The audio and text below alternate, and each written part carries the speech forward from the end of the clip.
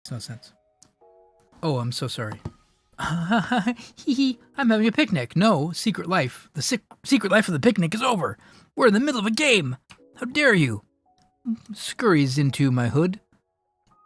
Sorry, I forgot that I was streaming.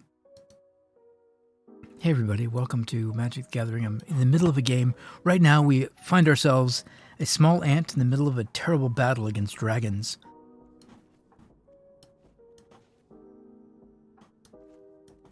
Try to lure out the counter spell.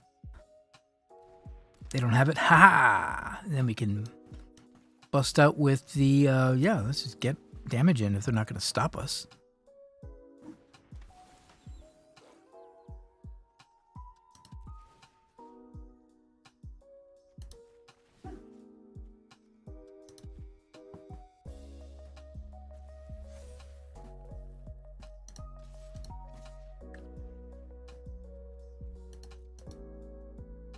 So red-white is very direct to the face. If you hear the term fair magic, it's because fair magic means you're winning with creatures and the creatures do what they do. They might have a come into play ability, there might be some trickiness, but the trickiness is basically, what does your creature do? It hits you. Oh, power and toughness, that matters? Yeah, it matters. Here we go. And we're going to take some hits and we're going to give them right back. Like we're going to embrace the physicality of magic, the creature wars, the how fast can you stop me? Because I can do 14 damage a lot quicker than you expect.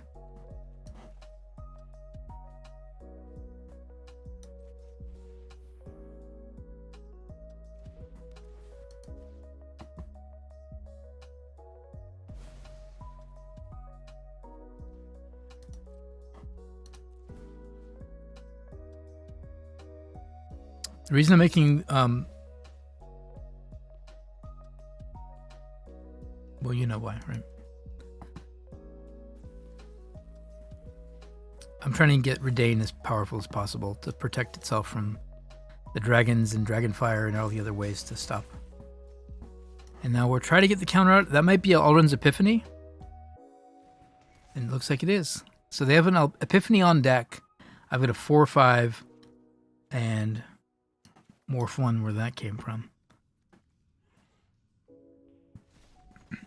And they did not want anything to do with it. And the game's over. There's no grindiness. There's no going to deep waters. We're done. Isn't that's Magic for me? Is like, that felt exactly like I like to play Magic.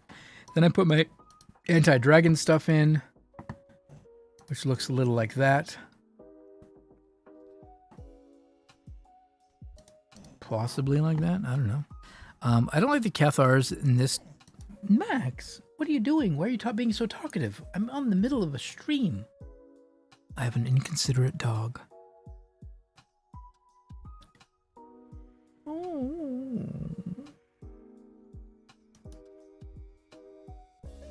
What other targets does the... this doesn't have any targets, right? Except the things that I make. Yeah, but a portable hole already stops. The thing with portable hole is it doesn't stop the... sometimes these lists aren't running Prismari, though, for some weird reason, right? Like, I don't know. I don't really understand it. But I feel like the Apparition is a weak card.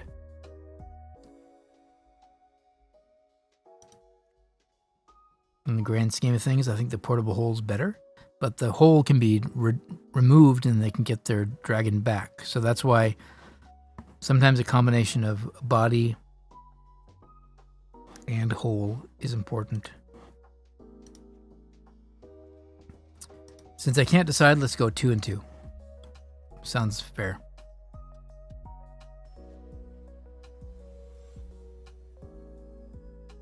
Yeah, but against a dragon deck, they have too much removal.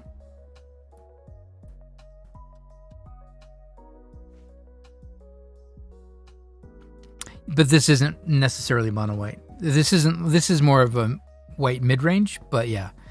It definitely depends on the build. There are faster builds of mono white. This is with Boros, this is about leveraging the red for card advantage through the Skald and then extra power against werewolves and things like that. It's probably not positioned that well unless I see more werewolves, but I don't see a lot of werewolves now. I see a lot of dragons, and that's a problem.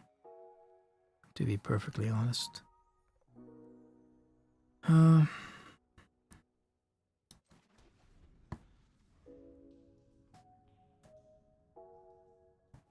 But if you take mono white and pump it up with some more aggression with red, Boros is a fun build.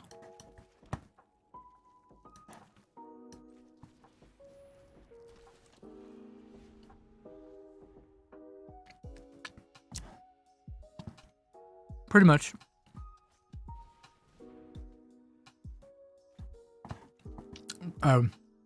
Black-red or black-white, great mid-range for angels and a lot of good utility removal too. But that's not really what I'm doing here. The red here is for a lot more of a push. So many good things it does. Okay, we're going to peek at the hand, because we want to try to disrupt the hand to make sure Reidane will hit. Because they're going to have all their extra removal against our aggro deck.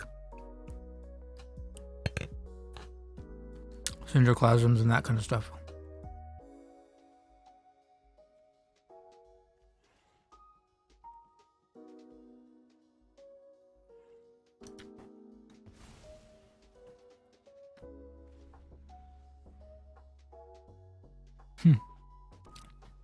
Syndroclasm sounds funny.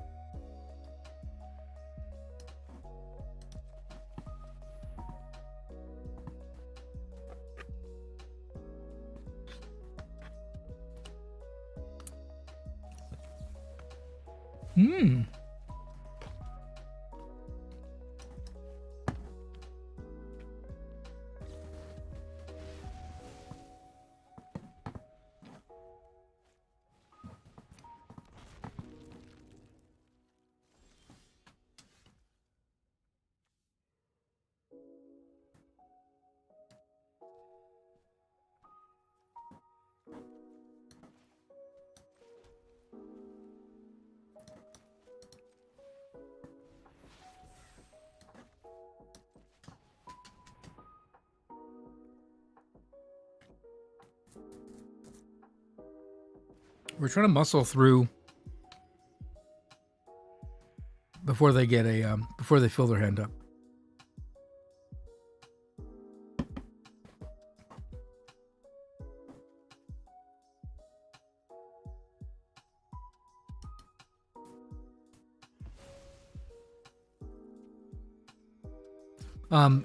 If it's an Azorius control, then it's sweepers, board wipes, and ways to remove creatures, or make it difficult for creatures to have a board presence. So your Doom Scars and things like that.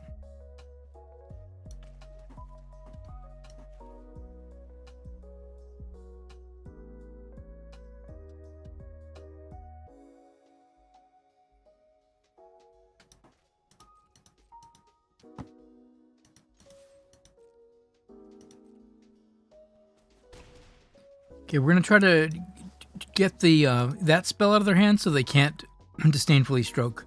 So we're going to hope that they rescue the egg. That's what we're looking for. That's our bait. So what we try to do is we get them to go, oh, stop that. And we go, oh, man, we really wanted to kill that. You saved it. And then we're going to do what we really wanted to do, which is drop the Showdown. So the way this works in the vibe of red-white is it's kind of a juke. It's like a sports move, right? You're playing sports ball, you're running up to someone, and they're about to stop you, and you do a stutter step, and they're like, what? Oh, and they fall over, and you're like, gotcha. But they also had the divide by zero, so they were like, we've calculated this. We expected that move from your last week's play. We've analyzed your playbook, and we have the... And you're like, yeah, okay, divide by zero, fine. And you're like, math nerd. And so the math nerds win, but you still felt like you were pretty like, oh, I'll get him next time. And you're high-fiving your buddies. But really, you just got owned by divide by zero. So math stay in school, kids, because math is important. But I think that proves sometimes, now you can't do it because they have to, it's like you're just like, oh well. Sometimes you just get blown out. But then, again, here we are. Just trying to get there is really what we're doing. So we're just going to attack in again. Yeah! 6 damage, Take that, math nerds. Divide by 0. What'd you get? A land? I'm going to sign up for another class, another course. Environmental sciences is an excellent course to sign up for. Like, yeah, I'll be on the field practicing while you're taking another class.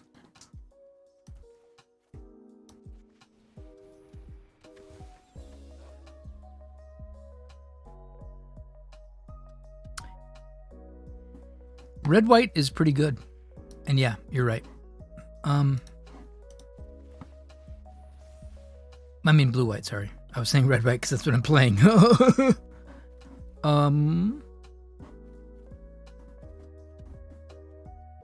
I don't know what to pump up. Let's pump up the jam, shall we?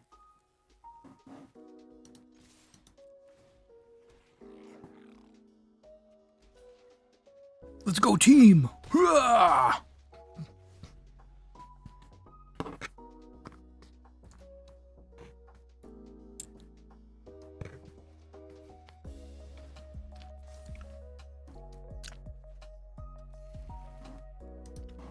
Just knocking their books out of their hand.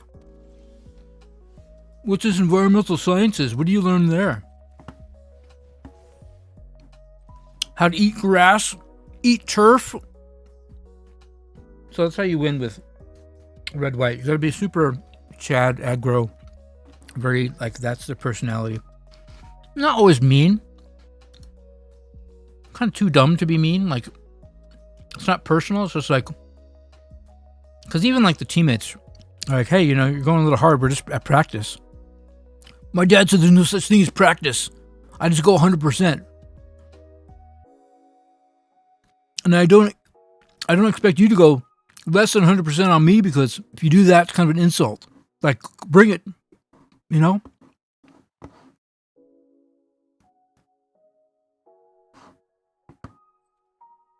I don't have a blue-white control deck built right now.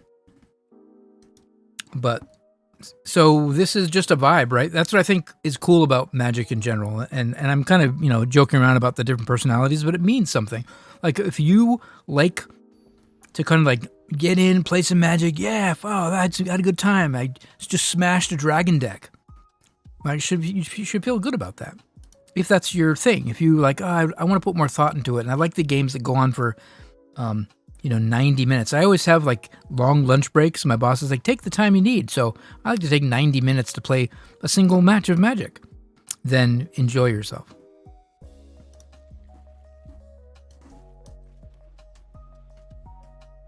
Blue-white vibe is very chill. One of the classic blue-white decks was called Draw-Go because it was very reactive and it would just slowly strangle you out of resources in the gameplay. So it was, and maybe you could argue mono blue was Draw-Go too, but basically the white aspect is either life gain or creature sweepers, ways to lock the board down. If you haven't seen the book combo, that's a really sinister way of winning the game. You just prevent your opponent from losing the game. Or no, yeah, what? No, I said that all wrong. Hold on. I'm not in the right vibe here. I need to chat out and be like, yeah, let's go, team. All right, let's peek at the hand first. Oh boy, my favorite. So they're grindy, once again, grindy mono black, right? How do we beat grindy mono black? We just have to get there quicker than they will. I think we have a pretty good toolbox here against them. So I'm not too worried. I want to see if they have any removal. They do have the Mauling, which can be problematic once they get to 4 mana. They will eventually get there. But the cool thing about the Mauling is it costs 4, right? 4 or greater. So just Reidane comes out while they don't have 4 mana up, and Reidane stops mauling right away. Pretty neat. Pretty neat. So that's our game plan. We slow down all the things that they would do, and then when we think, oh, how do we beat them, though, we need to get more... what we need to do is I'm debating if I need to wait on like a skull port for this.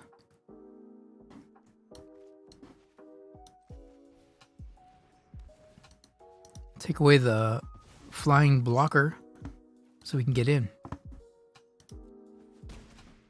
Okay, now we have them on a clock, and they've got to find removal for Reidane here.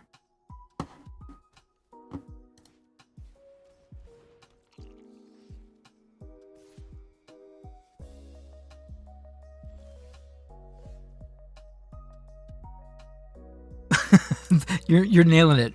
Grizzled, you are exactly nailing it. That's the world we're in right now.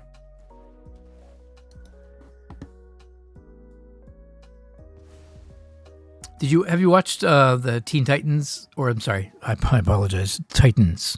There's no teenagers in Titans. It's all very serious adults, and they're all titanically superpowered. But anyways, Hawk in the show reminds me of a Boros player. Hawk is he's so Boros. It's they drew it. See what I'm talking about right now? They always find the card they need to. So now I can be salty. I can be like, oh God, it's the refs. The refs are against us. Every time we play out of the refs, it's just, man, coach, what are we going to do? It's the refs.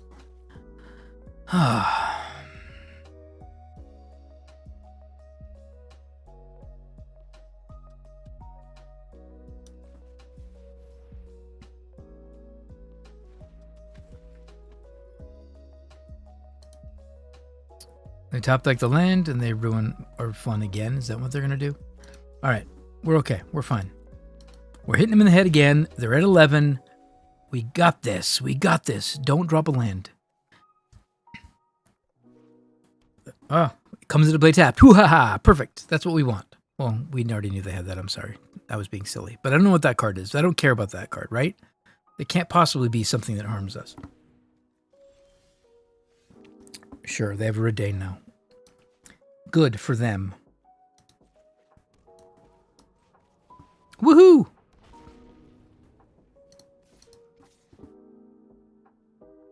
Oh yeah, I'm attacking. That's what I'm doing. Gonna take 6 damage? Wow.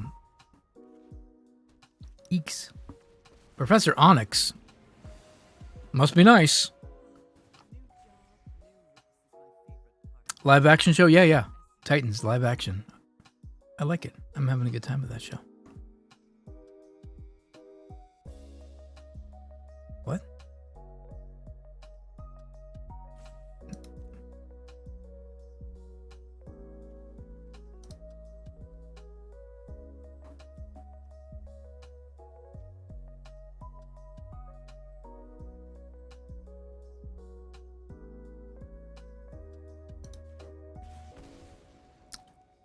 Sorry. I had to think about it.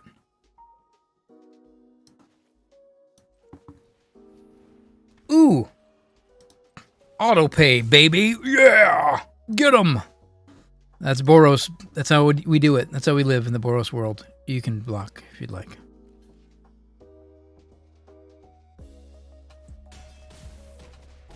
Get him. Come on. Don't gain life. Don't gain life. Don't gain life. Get him. Die. Yes. Okay. Sometimes you just have to wonder.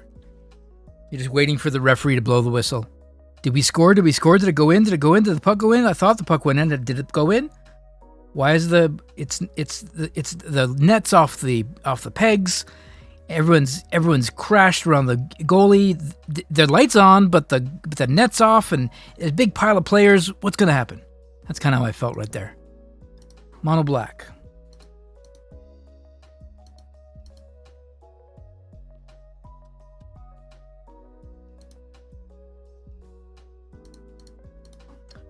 We're going to pull a whole bunch of cards in and then decide, because I don't know what's going on.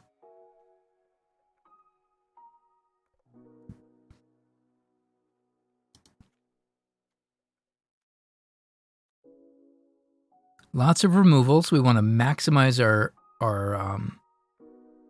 offense. The holes and stuff do stop like 8 cards in their deck, so I don't hate it. They have way too much removal for the Cathar to be good. And we actually have to be really careful because when they sweep the board and they get things back, apparitions and things like that don't always play very well in that world. But we want card advantage. That feels strong. Taking stuff out of their hand was really powerful. I don't think I care about lifelink, and it's got a 1 defense, so I'm going to take away the... Some people love this card more than I do. I don't know. Isn't it better than Commando? Probably is better than Commando. But I don't like either of them, so how about that? I have no idea if this is good. We're just gonna go. We're gonna play Magic, see what happens.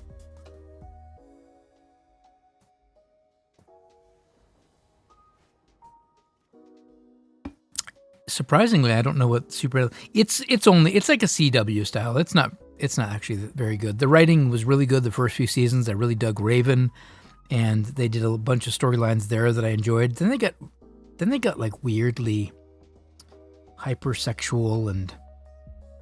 Like, I was like, what's happening right now? Like, the show became a lot different than I don't really understand the choices, some of the writing choices. But hey, it's all good. I'm having a good time watching it. It's not like I'm being critical of, like, it's not quite up to my standards. It's fun. It's a fun show. So why not? I really like they're exploring Robin and all the different versions of Robin, like Tim Drake, and there's a bunch of Robins, and I like that. I think it's really cool.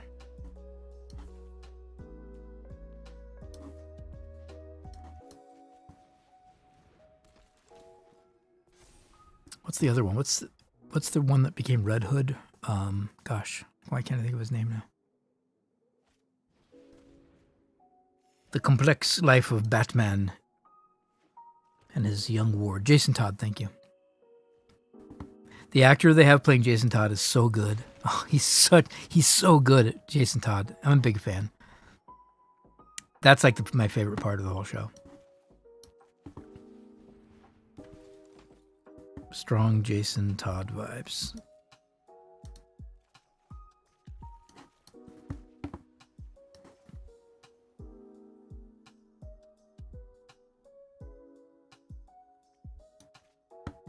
I'm going to be patient here. I don't have to hold it. Just because you have a hold, you don't have to put something in it, right?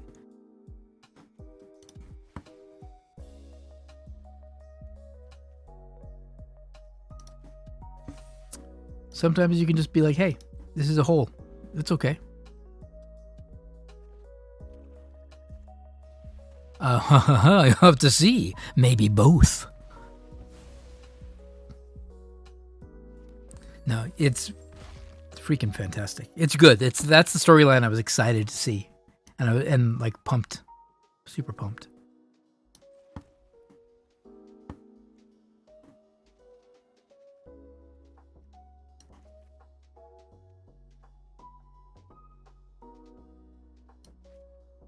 Okay, so here's the line we're thinking of right now. I want to win this game, but I think I need to get more cards and access to more weapons. Especially things that'll disrupt the hand or peak. So we're looking for spellbinders here. We found one. That's great.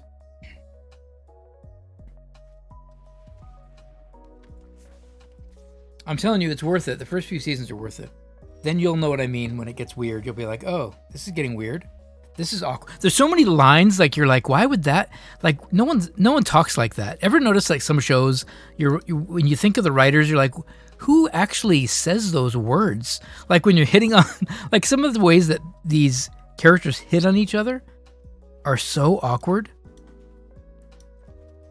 Like if someone actually said that to you, you'd be like, are you talking to me? Or are you on like your Bluetooth with, because that's not what normal people say to each other.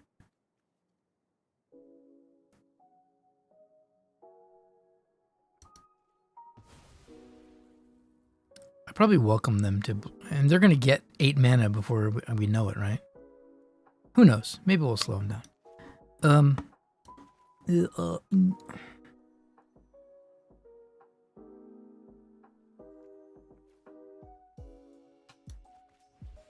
I just want to cast things. Let's cast spells just because we can. It's a resource. I mean, they have to use their Soul Shatter on something, so it's not bad. I mean, Skalds get you so much value. That's what this deck is. That's why I wanted to put 4 in, because after playing it a while, you're like, it's just too good. Can't ignore it anymore. The power of the Skald.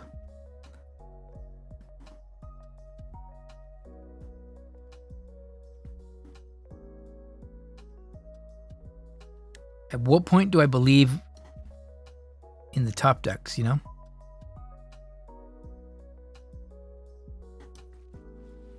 At some point, we're going to get advantage here. We're going to climb our way. Yes, we nailed it. The Elite Spellbinder, just making the read. Ooh, that's a wonderful place to be right now.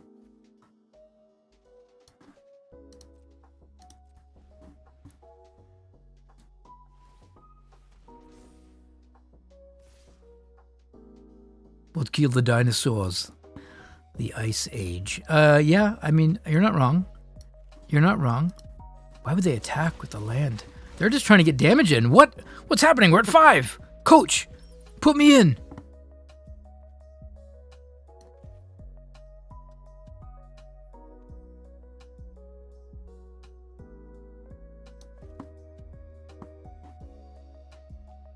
Three life.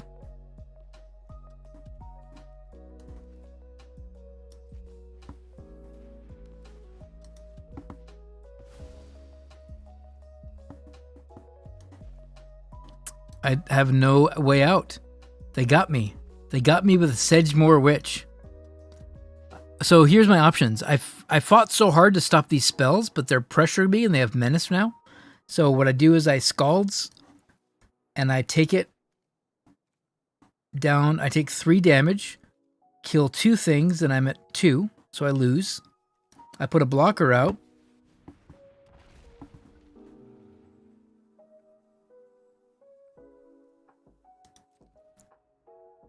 What do we need here?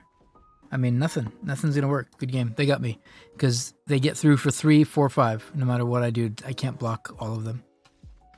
I suppose they couldn't have attacked with everything and then I lose, but we know we lost that game. Fun game, though. Fun game. So, how do we stop that wild thing? I feel like Paladin Class is a mistake, right? It slows down their instant speed removal, but I need blockers now. All this removal that I never saw.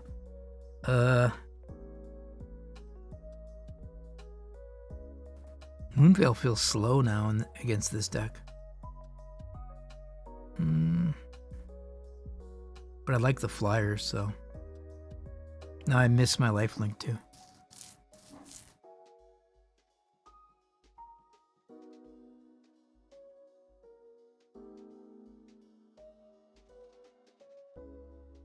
No. There's not. That's the point of it. Quite a bit of rock, paper, scissors. So the objective is to find something that suits your personality and does fairly well against most matchups you see. You're not going to win everything, and not every matchup is good. Some people are believe so deeply in matchups that they will literally not even play the game. There are plenty of people that are like, oh, okay, I'm going to run Sultai, and the only thing I have to worry about is White Weenie. White Weenie, scoop. And I'm not saying that's the matchup, but like whatever they feel is a bad matchup, they won't even play the game out. They just want to save their time. So they'll take it as a loss and move on.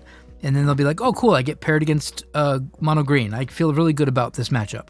And they will play mono green and play it out. Now, mono green might still beat them, but they feel like they have a chance. So there are some analysis that you can do about the type of meta. That's where you game the meta.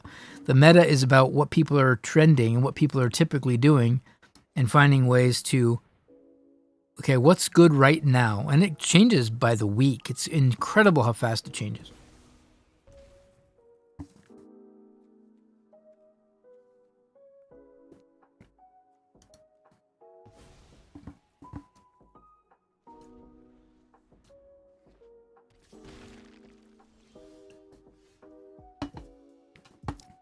what I like about this and the play patterns of Elite Spellbinder is I can kind of see what's happening. And then based on what that is, I can decide how aggressive I want to be. So it's an excellent way of looking at it. Like, I peek at their hand. What do they got? All right, I'm going to go for it. And I just start pushing. You know, pushing damage as quickly as I can. And seeing if I can race them to the finish line before they get a board wipe or individual sweepers on deck to stop me. And they're taking away my creature lands, which is fine. I thought I had one mountain. Oh, it's already in play. That's why. So anyways, I get my planes out. Awesome. Cool. Moving on. They're only at 3. Okay, they have 4 mana now, so now they can Mauling. Which they may or may not want to do as soon as I threaten to drop the Paladin. So let's do that. See how they respond. They're going to have to respond because it's going to cost 1 more to cast. So chances are they kill that. We saw that coming. And we get another one out.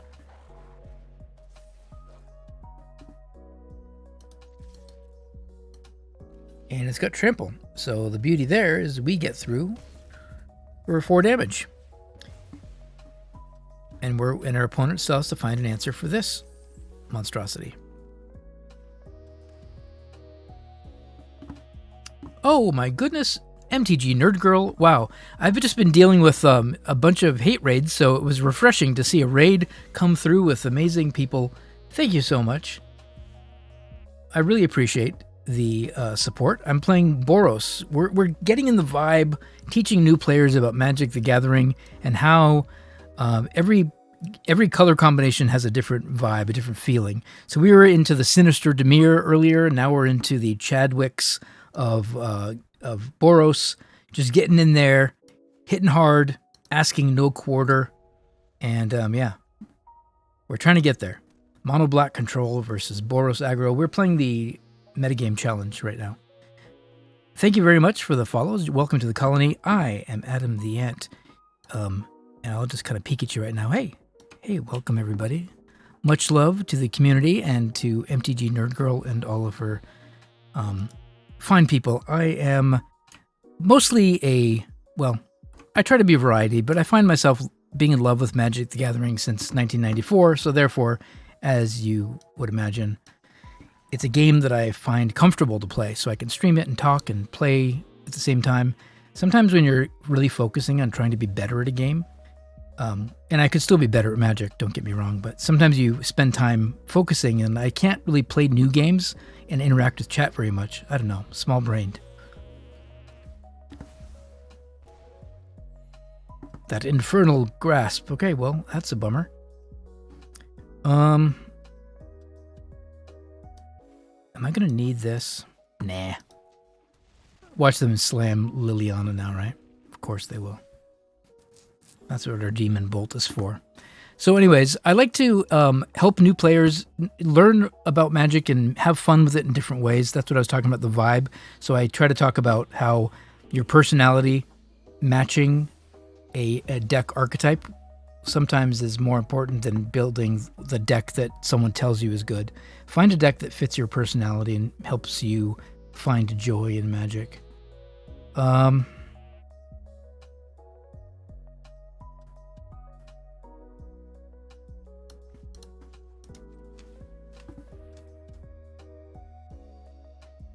They're in top deck mode. I feel pretty comfortable. Flunk? Yeah. My voice just cracked again. Flunk? I get flunked. All right, well, we get flunked, and that's unfortunate because grades are important when you're on the team. Coach comes in and like, yeah, you just flunked English. Yeah, but the big game, I'm gonna have to bench you. Ugh.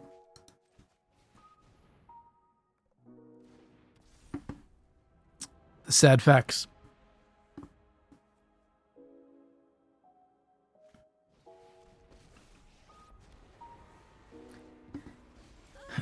Well, we saw that coming. That's fine. They are tapped out. The good news, we can kill Lolth. We get massacred, most likely, but I think killing the spiders, it just seems so silly. I'm trying to find out how do you win this game as fast as possible.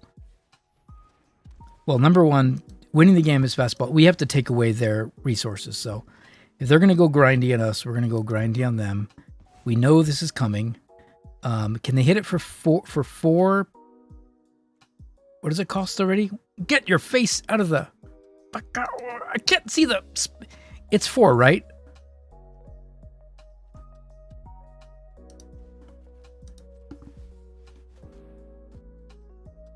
Oh, I want to hit them so bad.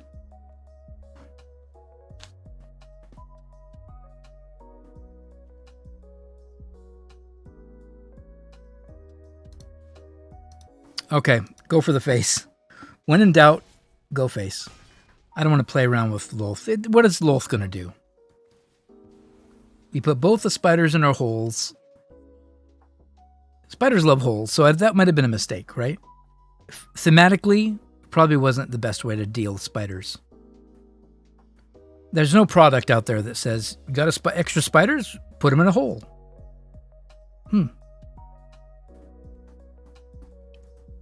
Can they stop us?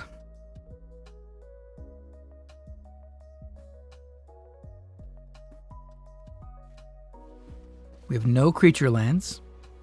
More Lolths. That's pretty solid. Yeah, I mean, that's helpful. Nice top deck, by the way.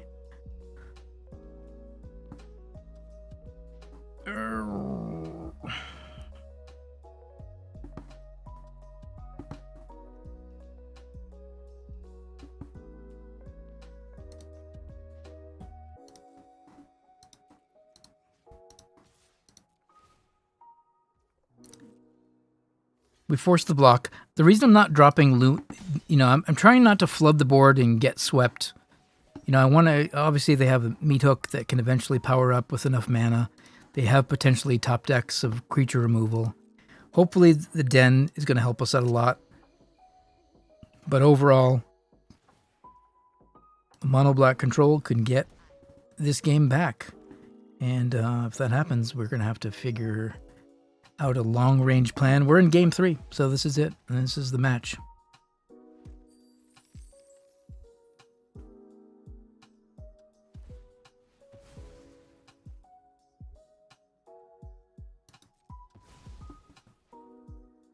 All according to plan.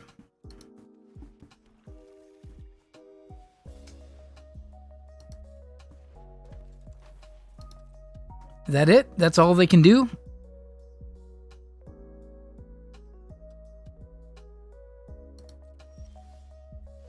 Okay, well, spider in the hole. We could have done it with the demon bolt. Either way, I had a plan one way or another.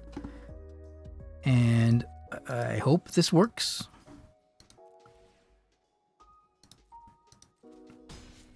Easy peasy. We get there again, crossing the so yeah, that's the I'm trying to be as much of a Chad as I possibly can, but it's not always easy for me. So I awkwardly try to grunt. It's like my touchdown dance. Just grunt and throw the ball. So I can spin the ball. You can do a lot of things to just exert your Boros dominance. But it's very much, that's how it plays out. It just get there and get it done. No nonsense. I'm a big fan. So if those of you who are looking at, what does this deck do? It's just Boros Aggro. The powerhouses of this deck are the Reckless Stormseeker. What a fantastic card. And the Regent is only okay. I don't think it's not changing the pace of games, but it's a body. It's great against dragons, sure. So, but the Showdown and these two cards alone, that's it. Of course, the sideboard against werewolves, which tend to be less popular now, so I'm not really vibing on 4 Burning Hands, but when you need it, you need them. You need all of these cards against creature decks. So, yeah, that's it. It's what it is.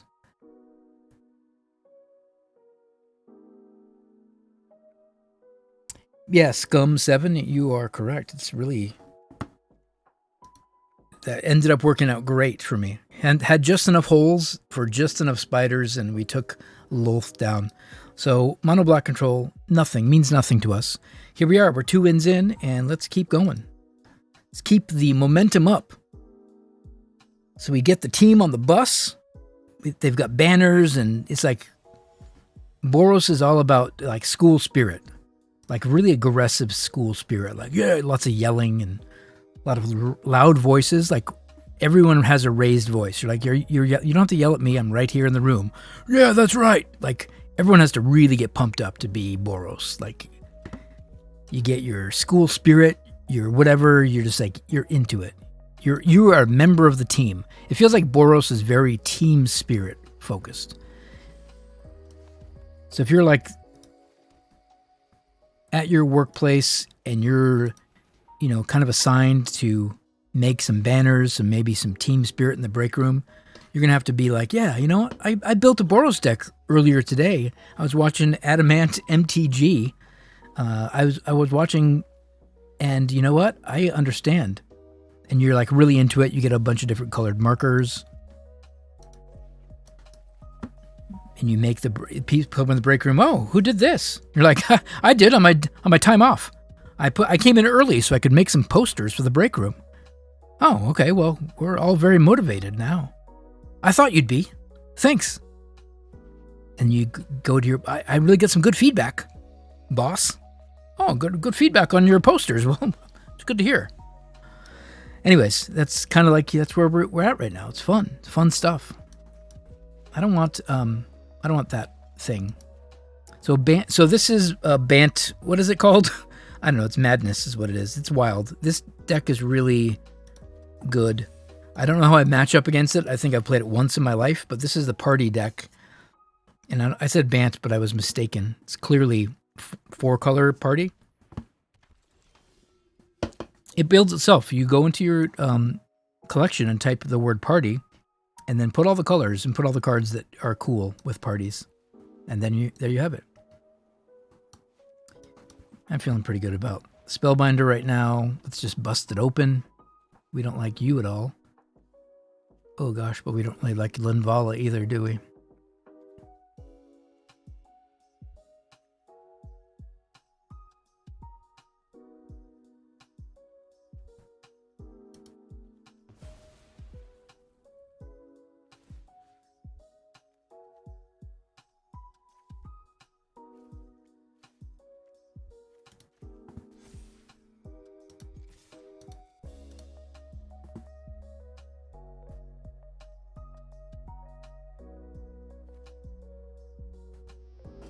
Linval is pretty frightening. Thanks for the follow. I appreciate that. That's very kind of you. Welcome to the colony. I don't know if my music is at a good moderate level. I apologize. I don't have a good audio engineer.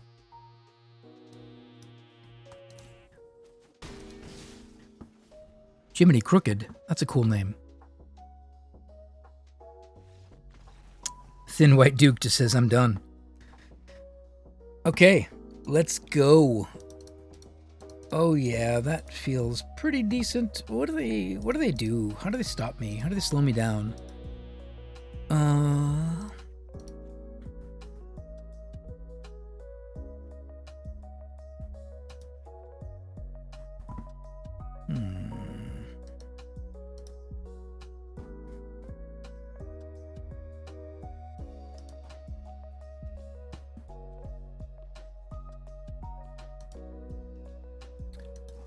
I don't know any ins and outs or nuances of this deck, honestly. I feel like they just try to get there. And they have a lot of really cool tools and weapons and things, but I have a lot of mid-rangey, but they can win fast. So that's where I'm debating whether I need to go. I don't think I'm getting through with lifelink. I don't think any of that matters. How much do I like Burning Hands in this deck?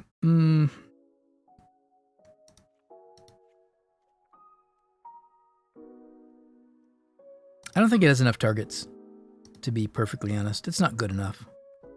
It's not bad, but it's just not good enough. I don't think this carries us either, does it? Yeah. So, let's try this. I don't necessarily like to sideboard per per a guide, and I haven't built a sideboard guide. You should have one if you're a new player and learning how to sideboard. Definitely do a lot of the pre-work so you're not sitting there with 60 seconds trying to figure it out. But I just gut check my sideboards. I usually build them with some thoughtfulness of what they're replacing. Like there's certain things that you take these out, put these in. There's like always 1-for-1s typically. And then after that, you have to feel it out. Like there are plenty of cards that Burning Hand, that it hits, but is it good enough? And is it important enough to have more removal? As opposed to some of the other cards, that's a little bit of a gut check, right? Because they can shut me down with, oh boy. I haven't had a good hand like this, and I don't even remember when. I was a young boy when I had a hand with 3 lands in it. With a modal too. This is just, everything's so beautiful. I feel like crying. I don't even know I can express myself how important it is to occasionally have 3 lands in my hand.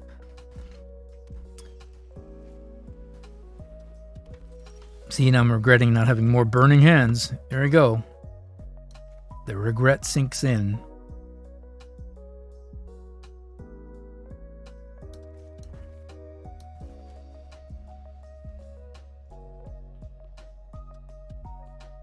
So as a best of 1 player, obviously, if you play Lessons and Learns, that's kind of cool. Are you a best of 1 by choice because of the time involved or because you don't really understand sideboarding? Like, what's the reason? And there's nothing wrong with best of 1. It's a fantastic place to be. But it's very different, and you have to be willing to go, okay, what do I have to do? If you want to, if you intend on getting there, then it's there's a lot. If you're just doing like, nah, I'd rather just play best of 1, then stay with it. Best of 1, the advantages in going best of 3 is you can make mid-range decks that can really swing. So when I say swing is you build a mid-range deck that can handle everything, which is great for best of 1. You should already be in sort of the vibe of a utility deck or a deck that does a lot of cool stuff. And so if you have that done, then you're like, okay, I build decks that have a good package of answers for a variety of different archetypes. Think of doing that, and then think of making the sideboard more of those things. So I bring in my anti-aggro tools, or I bring in my anti-control tools. So imagine how your deck would feel if you're currently able to build a best of 1 deck, and then I said, that matchup with dragons, and you're like, yeah, how about you put in 6 cards? What do you mean? Like, swap out 6 of the cards that you don't think are good against dragons and put 6 of the cards that are good against dragons in from your sideboard, and then that deck, you can play 2 more games, and if you win those 2, you win the match. Imagine, doesn't that blow your mind? Doesn't that make you feel like, why have I been playing best of 1 this whole time? And I'm not trying to say best of 1 is better or best of 3 is better, or let's take that language completely off the table because it's what you like to do. But from a standpoint of learning how to play the game and improve yourself, that's what you do when you deck build, right? Every time a dragon deck or whatever deck is the thorn in your side, you go back to your best of 1 deck and you add cards or remove cards. But you're not doing it in the middle of a game, or a match rather. So best of 3 gives you that really cool, flexible. Then you can still build the best sideboard and get the best, feeling of that. But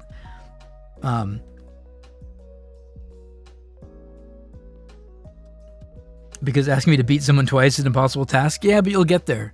There's a lot of fun to be had in best of 3. I feel like our opponent, that last game, I wasn't even, I was like, hey, did the other guy show up? And I say guy generally, right? Did the opponent show up? Nope. So what does that mean? We can't play? No, you win. Oh, we got a free win? We didn't have to get on the field? Okay, I'll take it. Like, I really wasn't even there. And I feel bad because their opponent, I don't think they had land. And so they got buried in game 1, and then game 2, their deck just said, nah.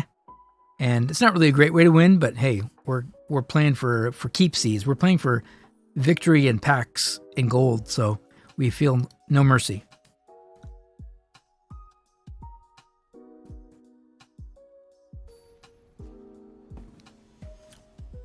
No mercy. All right, Paru, do you have what it takes to stop us? So far, we're undefeated, and that's where we need to be. We need to remain strong. Yeah, I know, but Twitch culture, you know, I've got to make sure that I don't step on toes. And I don't do it intentionally, you know, it's all about intent. But then again, there's also a certain amount of effort that I do agree with putting in. But yeah, I know what you meant. All y'all. Hey, you guys. Smiley 24. It's a lot of smiles, and you're welcome. You and your smiles are welcome here. So I think that when you're expanding anything in Magic, a new format or whatever, regarding what I was saying before about the whole like best of one or best of three, it's really just like, what does it offer, and is it something that you enjoy? And if you like that extra thing that it offers, then heck yeah, man, do it. Red black. I feel like I want to Paladin first, but I'm really getting tempted to hit that Spellbinder early. Let's do this. You like getting in the hand, right? I know. I do too, but I think it's too early. I think I can wait for them to draw more cards that I can bury into the hidden zone of the elite. So what's the role play of the what's the role play of the Elite Spellbinder? How does the Elite Spellbinder make things cost more? I guess it's like, is it like a tax the rich sort of thing? Like, only we don't allow that here. Let's see what we get. So he looks down his nose and says, we don't allow soul shatters here. No, we don't allow reckless stormseekers in our establishments. Kind of, and so they're like, oh, okay, we can't go there because we're not a member of the club. So we kind of bar the Reckless Stormseeker. I guess that makes sense. So these are like the people that have the skyboxes at our stadium. You know, like season tickets to the high school. Do they do that? Do they use season tickets for high school games? Probably not, right?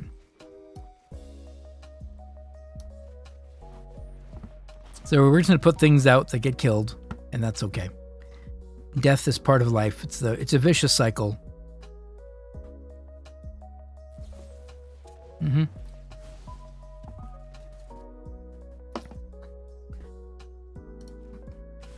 We'll poke them for a little bit of damage, and then we're going to start getting our card advantage here.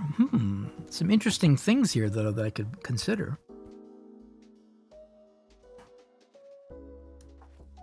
Yeah, we're just going to draw cards. Let's hope we get a nice big... that's good. That's some good stuff. I'll take it. We'll kill the den. We only have one copy of Field. I think Field is a 2 of must. You must have it. You must play the card. Play Field of Ruin. If you're not doing it now, just consider a 2 field every deck. That's it. 24 lands, 2 fields. 22 lands if you're running a pretty lean deck, 2 fields. Running a control deck with 26 lands, put 4 fields in. That's it.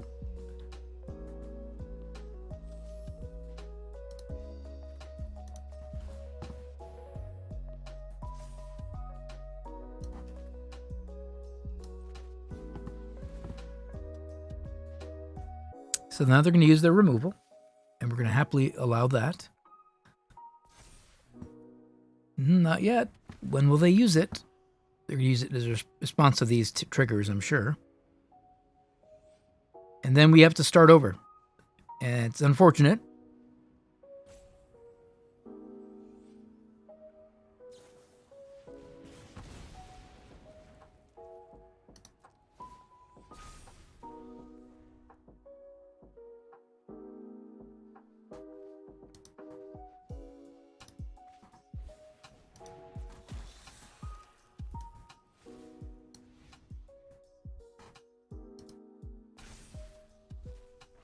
All right, so that's our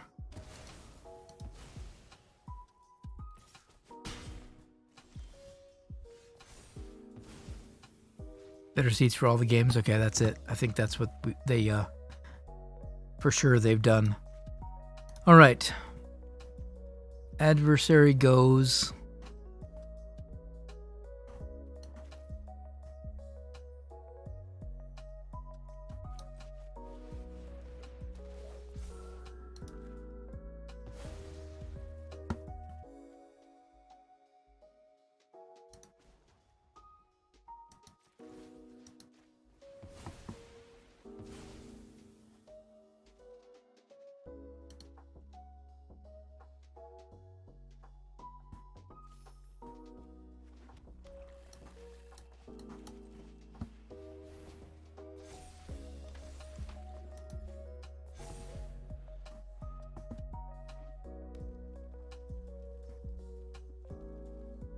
Okay.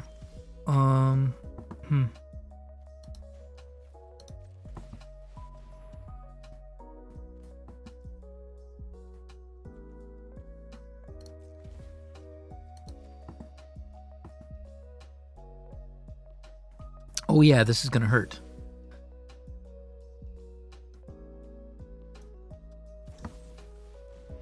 So what they should have done, they did that too soon, because I could have made a really poor attack. So I find that really interesting, the way that they sequence that. If I would have attacked into it, I don't know. I mean, I'm going to attack anyways. Maybe that's the point. It doesn't really matter in the long run, but it tells me a lot about what they might have in their hand by not waiting for the attack and then doing that in response as I was committed.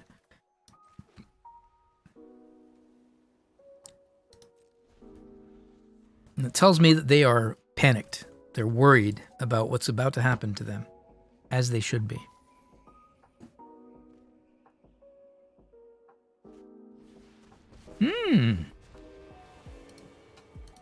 Well, well, well. What do we have here?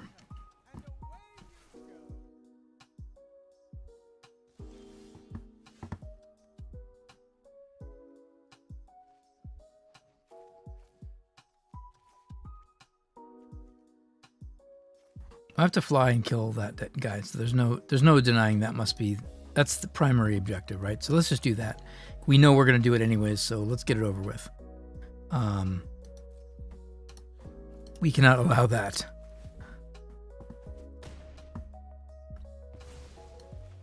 And then we make life hard on them by doing that. I could have, yeah, that's fine.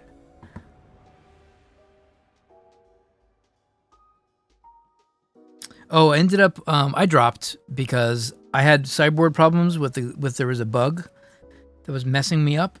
Yeah, that worked out fine. Okay, let me just think about the sideboard real quick. Anyways, I dropped because there was sideboard problems early on. I wasn't feeling it, and just kind of, I don't know, just didn't really feel it. I've tuned up the deck since then. I've had a 5-1 in the challenge, and right now I'm on my next challenge run. I think this is my 3rd win or something, so.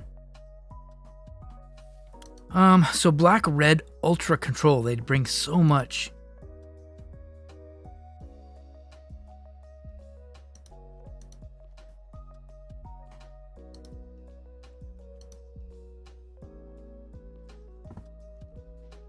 I'm gonna stop. They probably play 2 Valkies. They've got to run all the typical black-red stuff, right? So I think the holes are really good. Demon bolts, maybe? Flashing things in doesn't seem like anyone cares.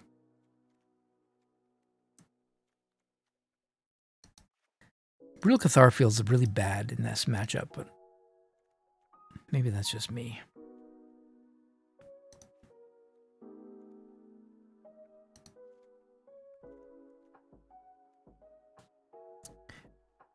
What's Reidane doing in this match? Good stuff or a waste of our time? Yeah. Yeah, metagame challenge, yeah.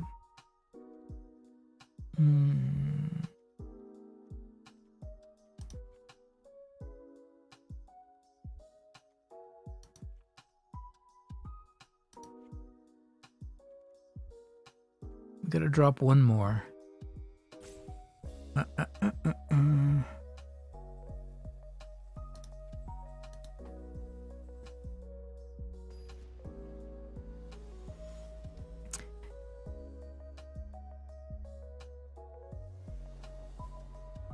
because I played 2 games, and it was about 17 hours later, and I was exhausted.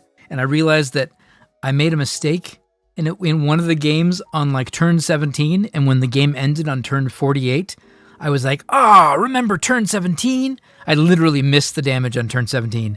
Turn 78, I was counting, dude, so you can go back and check. But I was like, turn 78, I lost by 1 point of damage. And I decided, I'm not feeling it. I'm not feeling the Golgari, the deep waters of the Golgari. Ugh, what a nightmare. So if you must ask, that is the reason. It was too much for me. I realized I don't have the patience or the brain power to play Golgari grindiness the way that Samuelin has, and I commend him.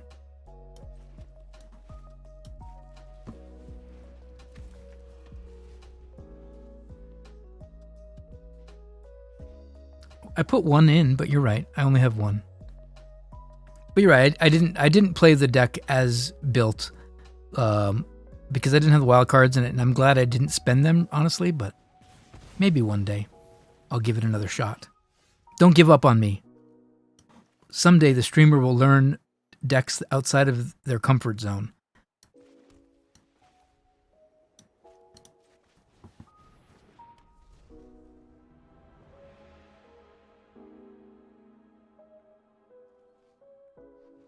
Oh, thanks, Darmus. That's nice of you.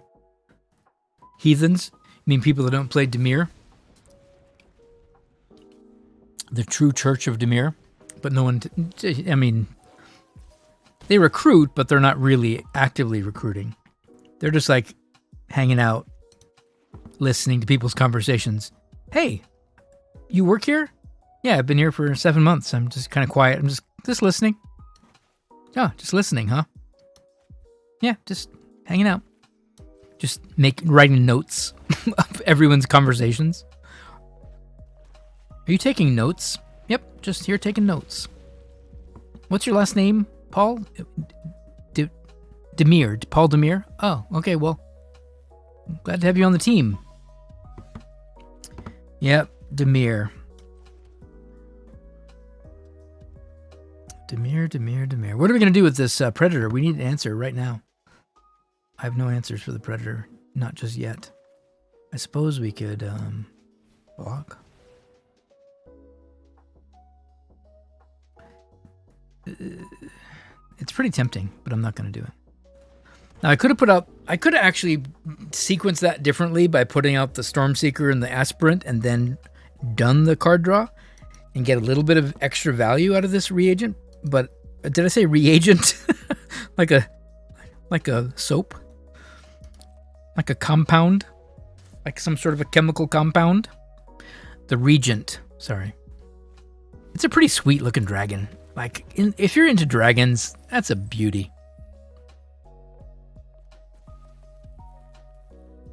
I like you better than you.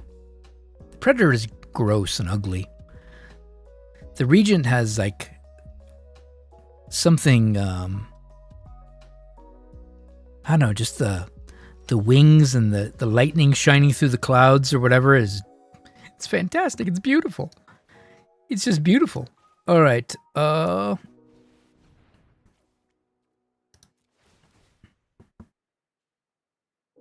Not yet. I know you really want me to have... Yeah, I'm not discarding my hand just yet. You can keep asking me every time, though. I will once... Whoa. Eventually. Yeah, nice. Boo!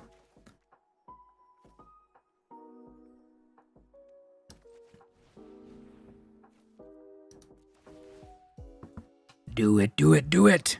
Nope. I do want to find the,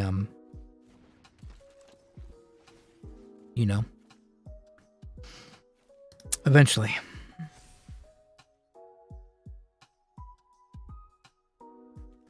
How does he get a +1? Why can't I read the card?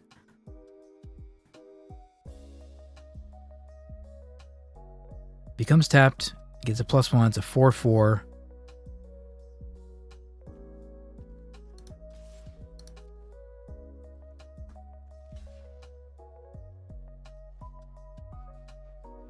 This is fine, right? Because it takes a resource. Of course, they can recast their painter,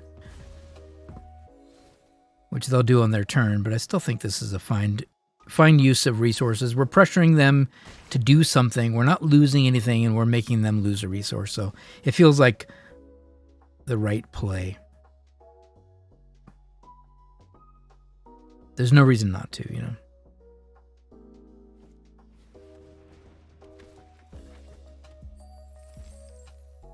Expensive Kalane. They pay the extra money and they get the special seat and the key to the city and whatever else they might get. I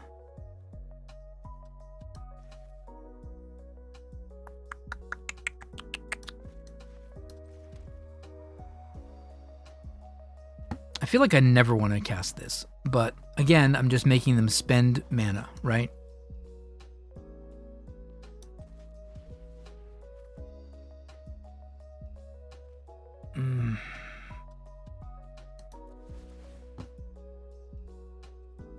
Not this time. Soon I will select.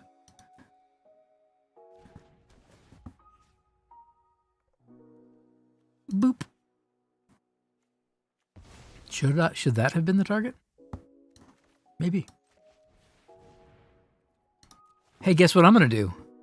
You guessed it. I'm going to take that action and draw that plains. I'm going to do it again. Woohoo! We're cycling through cards now? Is that what this deck does? We just did it. That's value. Value town right there. I love it.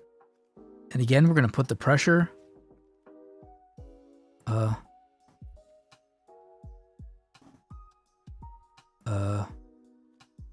Right? Hold on. That's pretty good, right?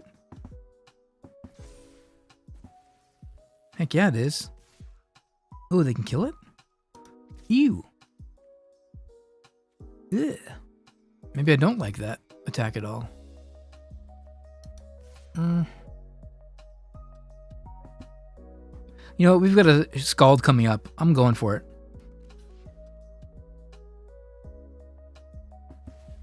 We're going to have so much pressure being put on our opponent right now. I don't know how they're going to handle this. Here we go. We have creature lands coming up. Damage to the face.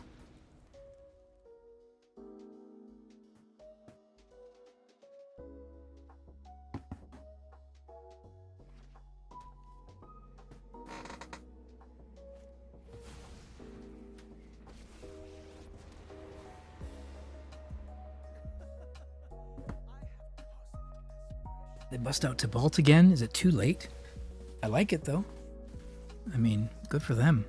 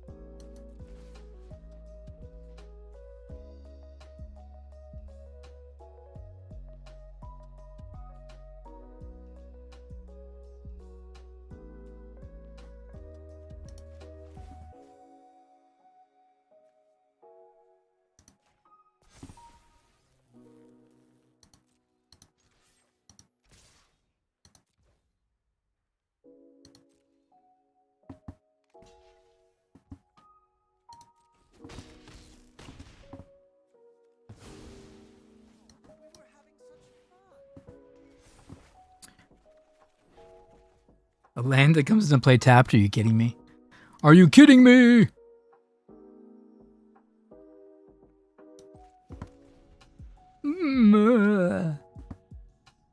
Hey, Super Spargus. So far, excellent.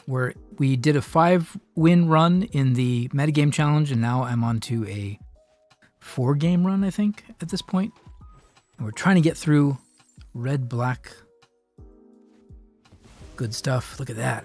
Look at the powerhouses. They just came back really strong right there. That was good. Good stuff.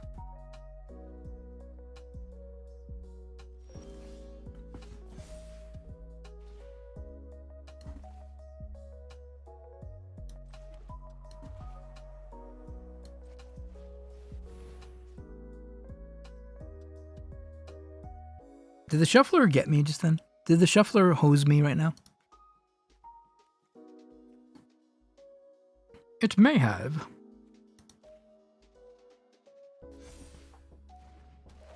There's no way I didn't have enough white mana here. But maybe I didn't. Maybe I've been careless with my mana distribution here. But the good news is this. Watch how... So you can figure it out, right? So we've got 2 sources of red, which we don't care about. We pop this. No, I'm gonna be behind. Yeah, bummer. My white sources were lacking, and I didn't have the mana I needed to do all the things I wanted to do in that turn. But it's okay.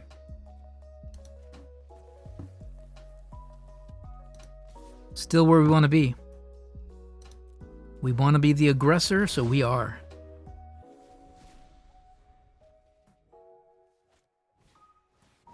I know, but I only had 1 apparition. I didn't have enough white sources to nail the. So yeah, kind of got behind on my own game plan.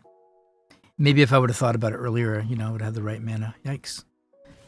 Top decks from the red-black deck. Boom, boom. Just like that. They're back in it.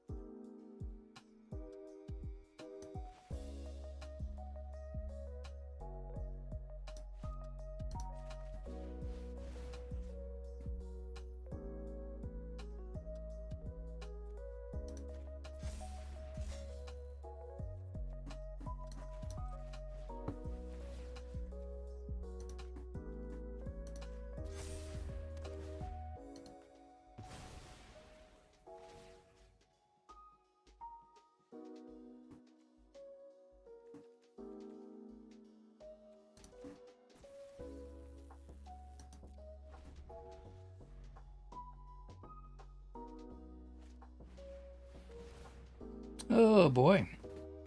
Look at them. Strong comeback.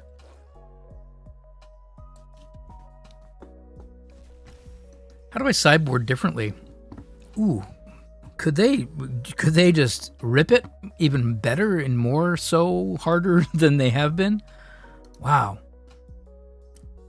Red-black is sinister. Red-black is no joke. They don't mess around. They go right for the throat, and they are vicious.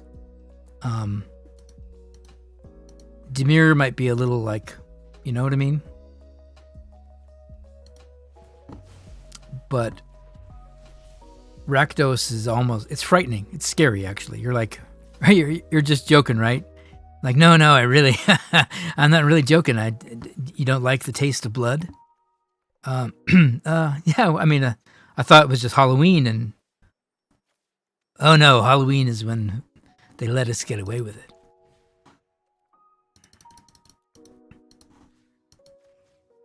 Yeah, you know, wacky and crazy Rakdos, you know.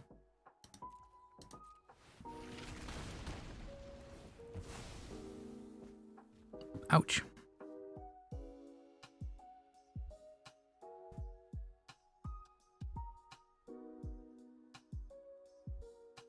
Dimir are the... they're like... You're walking down the hall and the Dimir, you know, good old Paul Dimir, he comes around the corner and he's like, oh, sorry. Oh, were you in the principal's office? What do you do? Oh, what do you have there? A bunch of reports? What kind of reports were you giving to the principal? Oh, we said I just was having just about my schedule and stuff. All right, well, it's weird. Like, just doing stuff that you just don't understand. Like, why are they always doing, you know? We just keep drawing making good peels. Can't complain. And we can, but we won't. We're going to take our good fortune.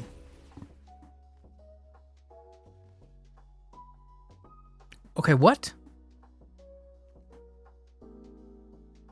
What did I mess up?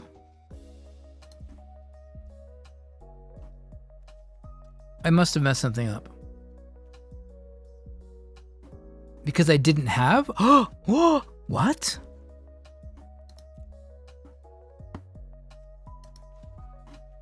Did that? Oh, I got caught. I think I got caught. And I got caught again. I'm the worst. Okay, everybody, let's calm down. Can we calm down, everyone? We're going to be fine. We're going to get through this. Don't panic, streamer. You can win this game. I'm like, but they're at 5 and they just keep casting. Just choking is what this is called. This is when you have everything under control and things go off the rails. You lose your sanity. You're slowly finding yourself. It's the fact that we're running against Rakdos and they're getting under my skin. Like, I don't know what to do anymore.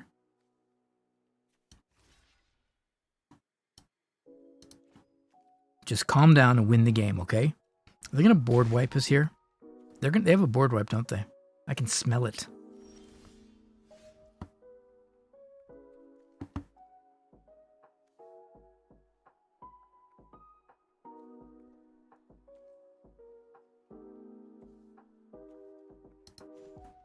We're gonna make a flyer.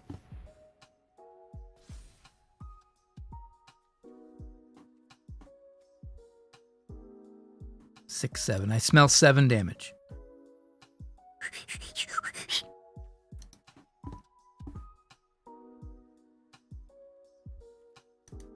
Unless they have instant speed removal. Do they have it? Come on. We'll find out here in mere moments. Right after this break. They have it. Thanks for coming back from the quick break. They had it.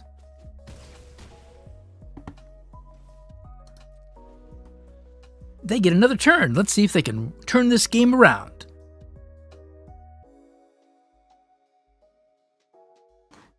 So the reason that got me is my brain was like, oh, just pay the life. I didn't see, and I typically, if you're like, oh, you can't do it, it doesn't mean you can't do it. That's remarkable. When you don't have the extra card to discard, you just can't target it? Whoo! Hello.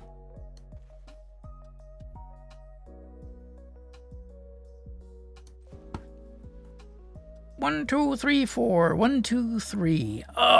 Again, we're just off. Just so close. We're so close. We do not have lethal. Or do we? Trample? Yeah, that'll get us there, right? 3, 4.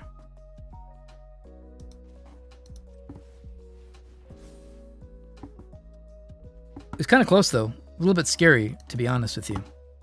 But I think we got there. Block.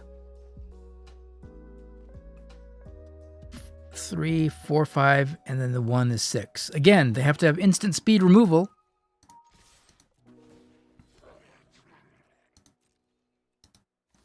Do they have it, everybody? Welcome back to the... they did not have it. Yay, we did it. We did it, everyone. Another victory. Unexpected windfall, new. I do not. Not sure if it has it doesn't have a place because of the double red cost.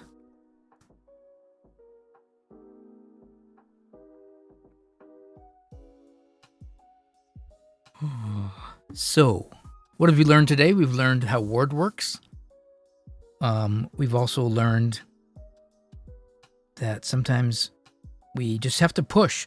This deck can't be afraid of losing creatures, can't be afraid of, like, we're facing decks that have all the removal in the world. We faced mono-black control, red-black with a lot of removal, and we just went at it.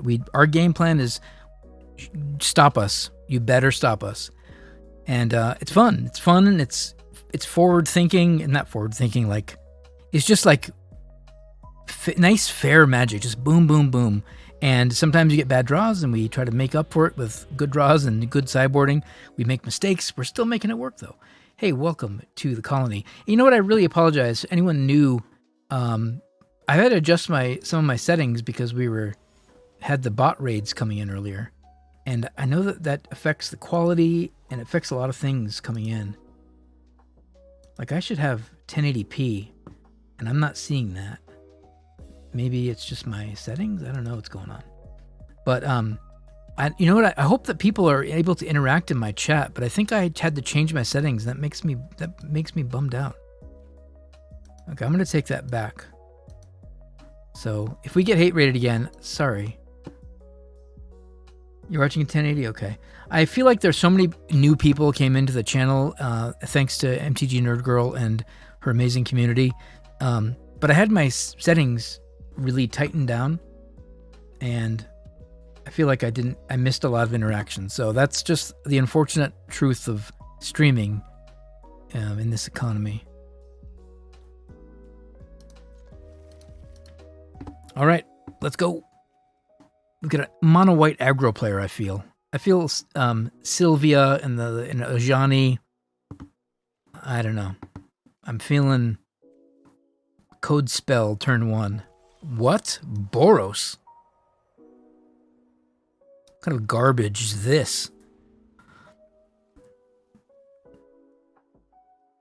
It's like when your team rolls up and you're like excited because oh, we got Jeskai. Okay, Jeskai control. Let's see what this is. Could it be dragons? Could it be just straight up control? We're gonna get to the bottom of it right now. I thought for a moment. Have I thought about it? I have. If you would like me to be on that team, please shout me out in the Team DGen Twitter account. They posted, if you want to see new streamers on the team, let us know who you like. And you could always put my name in that hat and say, I like Adamant. And maybe I'll be selected. No, I've been in talks behind the scenes with them. I've had my people speaking with their people.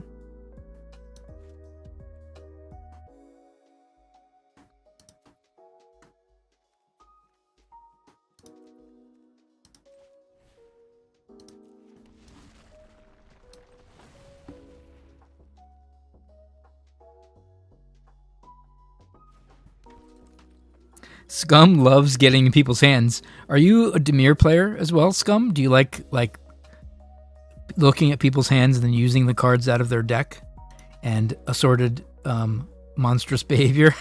I feel like you're all every time I have Elite Spellbinder, like get in there, yeah, make them pay, make them show you their stuff and then take it in and make it hurt. I feel like you're way too enthusiastic about getting in people's hands. I don't know how I feel about it, but it's cool. You're welcome. I'm not teasing you for it. I'm just I'm feeling it. I really am. I feel like I need to get in there. Look at there's 3 cards I could potentially see. What do they have? What could they have? Maybe I can make it cost more. How much does that cost? Costs a lot? Hey, I could, I know somebody. Come on, get in there. Go. Don't stop me. You can't stop me. What is this? What are they doing? What are they casting spells I've never seen before? Who does that?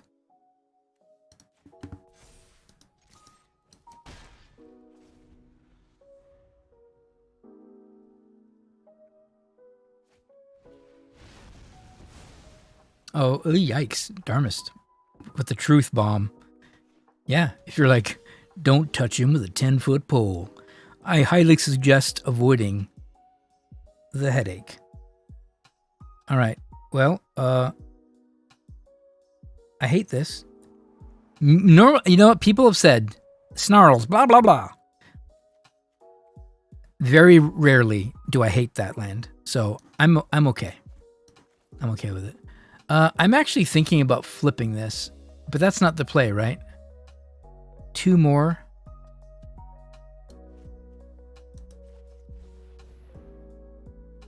We put it out as a god in this matchup, I think.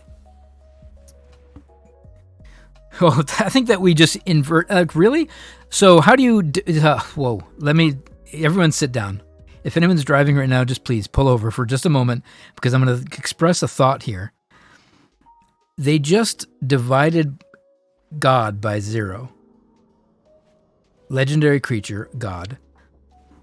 Divide by 0. If it hasn't shaken your faith by now, I just want you to think about that for a moment. And we have a gold span dragon.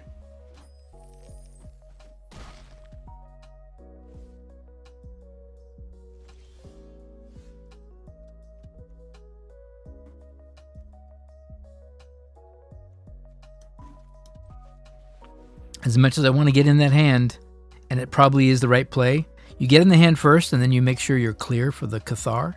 But I feel like I just want this dragon out of my face right now.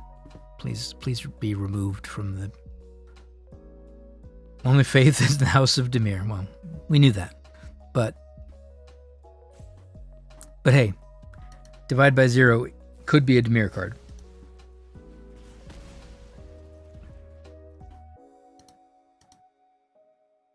Oof, as they say. And now let's see if we get epiphanied out.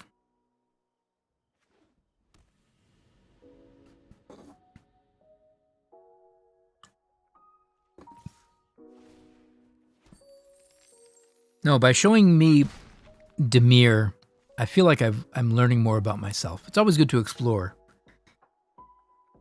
Although I might not be a Dimir player and heart, I just have planes. I have to be. It has to be either Esper. I just have to add a splash of white there. Wow, really? Just what? I'm so confused. Okay, get in the hand. We need to appease the masses.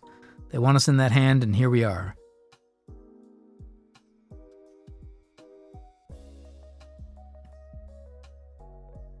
Do you have any mods in the chat right now? And maybe someone from a Nerd Girls channel, if they're still here, could help me out. If you're aware of any scripting or anything to do with either bot raids, how to stop them, because I changed some of my settings, but I feel like it wasn't the appropriate fix. And then I turned it off and back on, and I started getting the bot raids again. So I just want to be aware of what's the most effective way to slow them down. I know it's all automated and whatever, but it's just still annoying. So I had to change my settings a few times, and I don't know if that was the appropriate.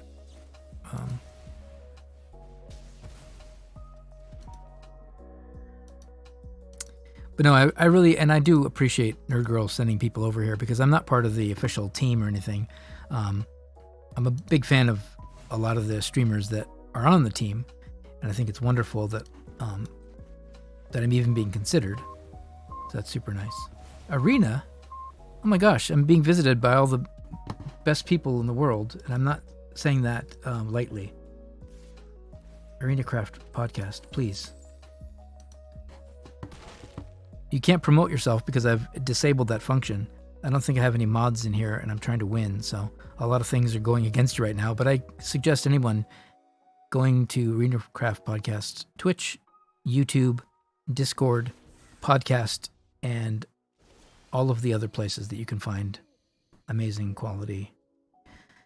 All right, how are we going to get out of this situation?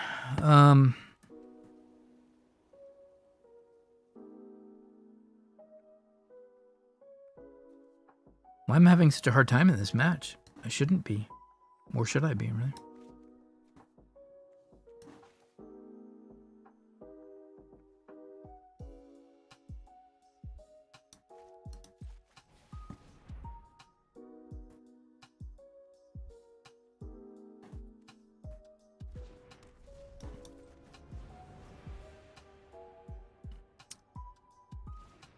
No, thank you for being here. I was just saying how grateful I am that Nerd Girl sent some fine folks over. I was having a bunch of bot raids, so I had to change some of my settings, and I don't know the best way to respond, because it feels awkward to have to manually ban each account. I get flooded with 20 accounts each time, and I couldn't adjust quick enough. Like, I took away some of the Twitch settings, that people can't interact for an hour. But then I felt like I'm losing opportunities for new people to say, hey, nice to be here, hello. And I can't talk to anybody, and that's my favorite thing to do. It's why I'm on Twitch. So it's a very inconvenient to have something affect your ability to interact with your audience. But as we know, that's the point of the bot raids, is to disrupt the pleasurable experience, making it less interactive, and people will move on. So I have to try to constantly talk and say something important and informative and entertaining and engaging. It's exhausting being a streamer. The point of them is to disrupt.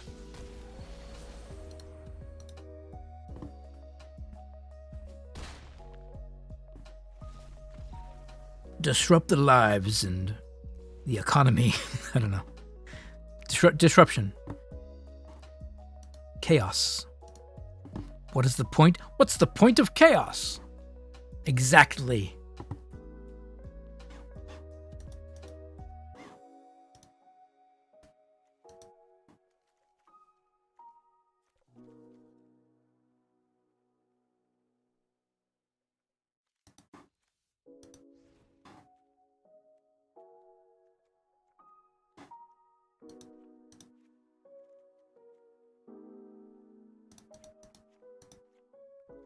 Easy peasy. Well, thank you very much, Scum. I appreciate that. I really do.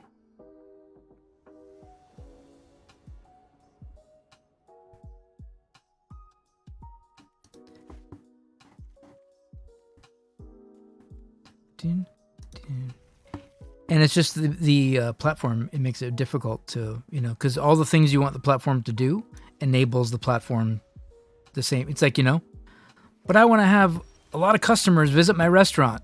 And then you're like, it's too busy. We can't feed all these people. So what would you rather have? I wish there was more traffic. Oh, the traffic is horrible here. It's, it's a weird thing. I wish I had more views. I hate the views. No, it's a lot of things,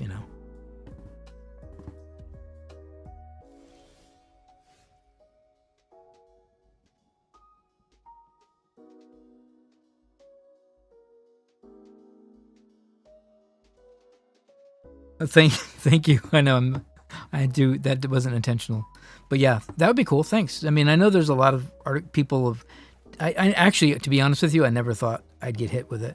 So I wasn't prepared. I was like, the last thing they're going to do is hit me. Not because I'm special, because I'm nobody, like I'm just minding my own business. Why would they, it's like when you're working a minimum wage job and you get mugged and you're like, but you realize I don't have anything. Actually, no, in all seriousness, I got robbed a couple years ago. And and I'm not joking, this is sad. It's sad and funny at the same time. I'm such a nerd that my things that I have are so worthless to anyone else except me. I have old issues of Marvel Universe, because I used to love reading Marvel Universe when I was a kid. So I went to the comic store and I got these ratty Marvel Universe comics, and I've got all these stuff from just my childhood, and like a whole bunch of Japanese toys and anime toys and things that I have in the original packaging. And I was a big fan of Gatchaman, which is a 1970s anime. Real just stuff that I just enjoy, right? These are the things that I love, and there is no value in them. The most valuable thing I have is a lightsaber replica, right? That's my value. So when I got robbed, they literally were trying to find something is there anything? And I'm like, sorry, I don't have anything. So they didn't. And I'm not joking. This sounds like such a terrible thing. They literally left. I guess we're out. It's not worth it. And I felt bad. They spent so much effort casing the place and going, hey, this is a good zip code. Hey, this is a good spot. Whatever research you have to put in before you rob a place. And I'm like, and they're like, where's the jewelry? I'm like, what? What would an ant need jewelry for? It sounds like a fake story, but it's so funny. That's what makes it funny. It's true. I have nothing. Like, just sorry. I think the guy across the street. I don't know. I mean, maybe. Good luck.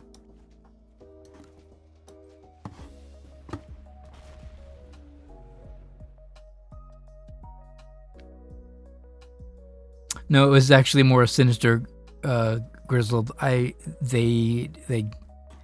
did not think someone was home. We were home. So it became from a robbery. It became a home invasion, and it ended in frustration. And there's no jewelry, there's no firearms, there's nothing of worth. And I was like, they're like, what are these cards? I'm like, it's a card game that I play. So magic cards, lightsabers, old comic books. You need to do better research, because sorry, this is not it.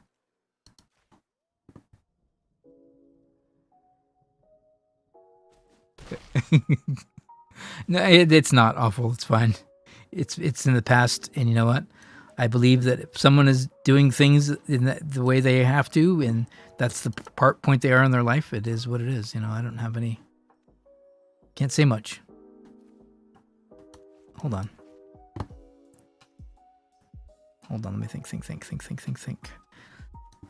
Ugh. What are the chances they have a negate, right? I have to do this now before things get terrible. The only way to stop it was a negate, so I felt like I had to do that at that moment. I couldn't wait. I was going to try to do both, but I couldn't afford it.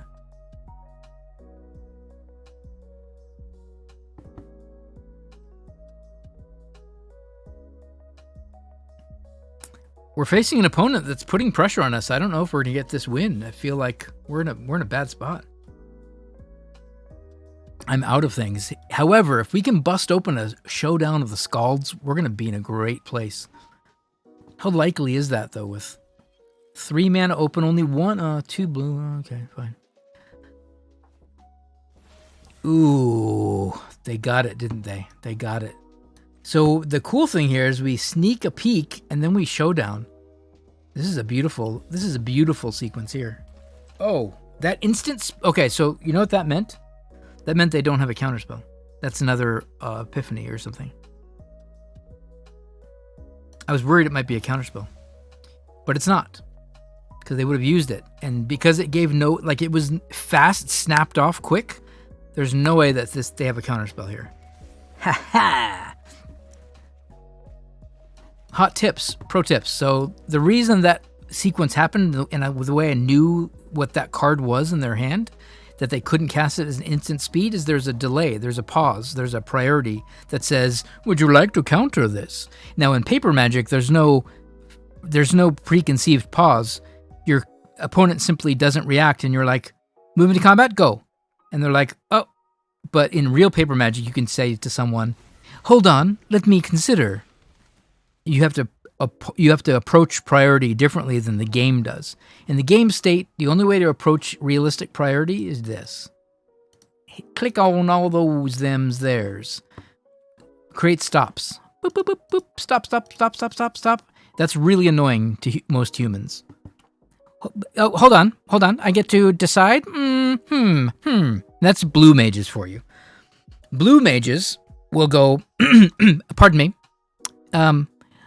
instead of saying, I cast this, could you please say, I hope to cast this, may I cast this? That's the language you want to be using. I'm a blue mage, and you're going to have to ask my permission.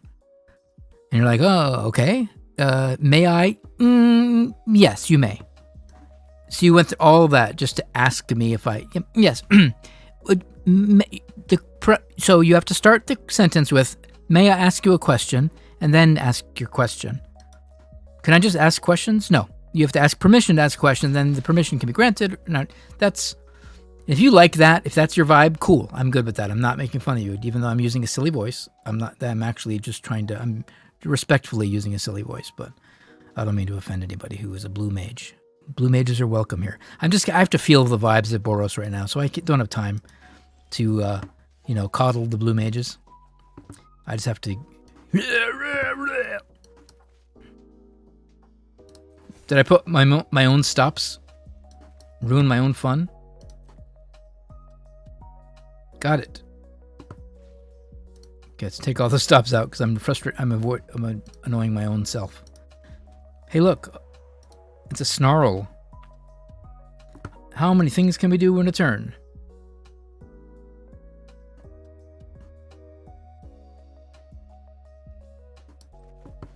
Gotta watch out for this.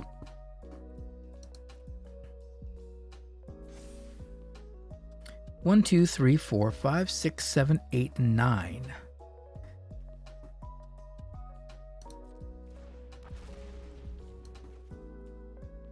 Non-token. Gosh, can't even get the treasure. This might be an ugly turn for them. I'm kind of worried.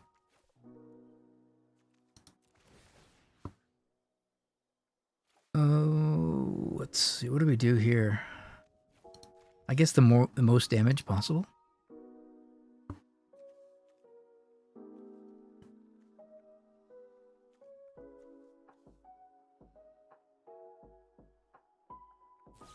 Yep.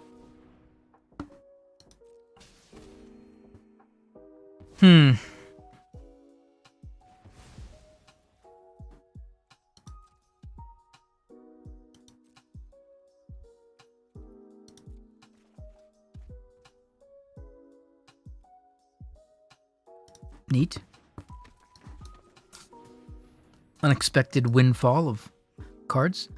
All right, let's get this bigger and scarier. And, I mean, I guess. Do I have to worry about Cinderclasm or something?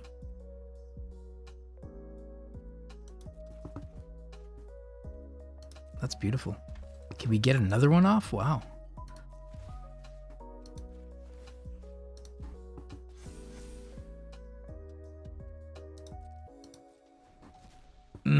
I don't know if it's enough. They're going to pop off here. With 4 cards in hand, extra turns, giants. I feel like we're in a bad spot. We've been out-chatted by... Our Chad deck, Boros, feels very powerful and dominant, but at the end of the day, the little splash of blue, the little brains added to the brawn, and we're getting outsmarted every play. It's like they read. It's like they knew. But did you use the same playbook last week? Yeah, but how could they have studied us? They only had a week. They seem to know all of the plays. They seem to be brilliant on the field. Every strategy they have a counter for. Coach, what's going on? We should have changed our playbook. Every week? That's a lot of work. You were studying for your exams. That's all we can say. But we have another showdown of the Skalds. Is it enough to break us open and defeat our nemesis? Our opponent, the only person standing in our way of extra gold coins and free packs of digital cards.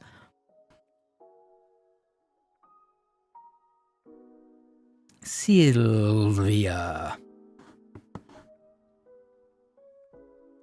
MTG's lawyer poker chess. It is, really is.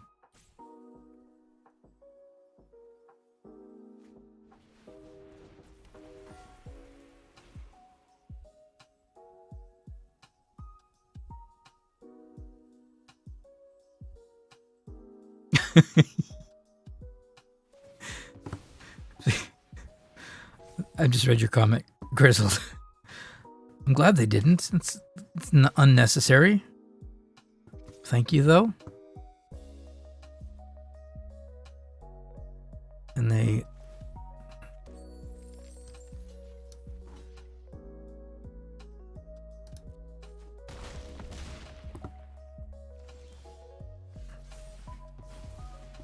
Let's go. Where are we going to go? All right. Blockers and a field of ruin. Woot woot.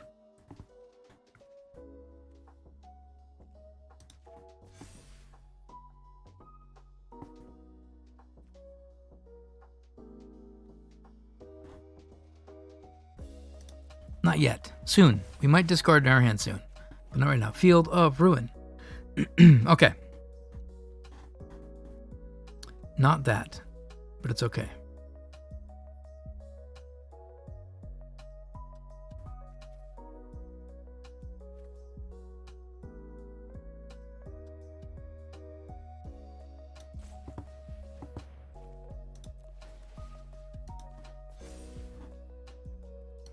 It's going to be bigger than 8 soon. If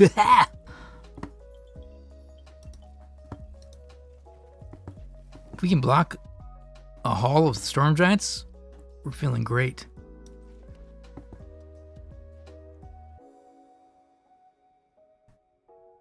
This is it, right? Now or never? Oh, darn it. I did the wrong thing then. Bummer. Bummer. Boo. Hey, we'll get some more life. That's fine with me. It's a lot of spells we just cast. I like the feeling of that.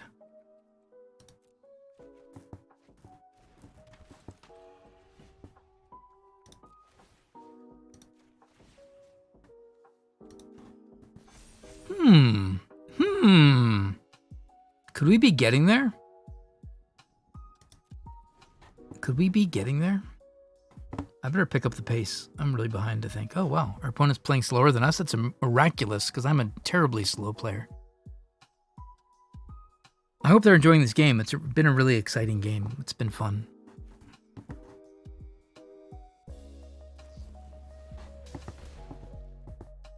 Whew. Forgot they could go face. Yikes.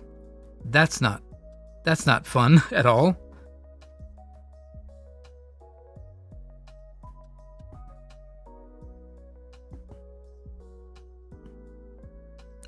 I am like, this is very precarious. They could have popped the Regent here, and they have another Hall sitting in the back. So I got to worry about 2 things. Oh, that is not where I want it to be. I mean, I don't hate it, but I don't love it.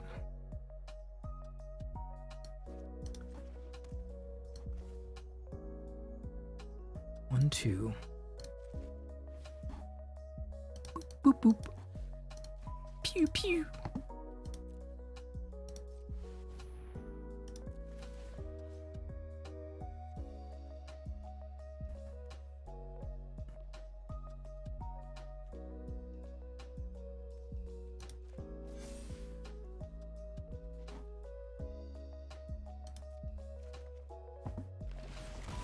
It's a beauty. That is a beauty.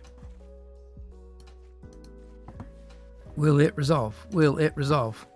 Oh my gosh.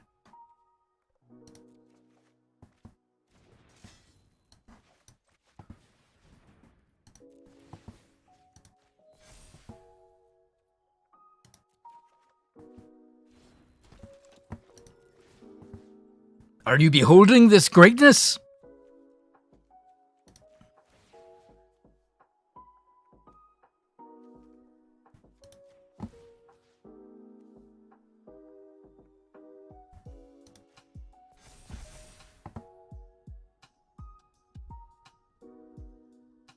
I'm at 5, though. Let's not fool ourselves.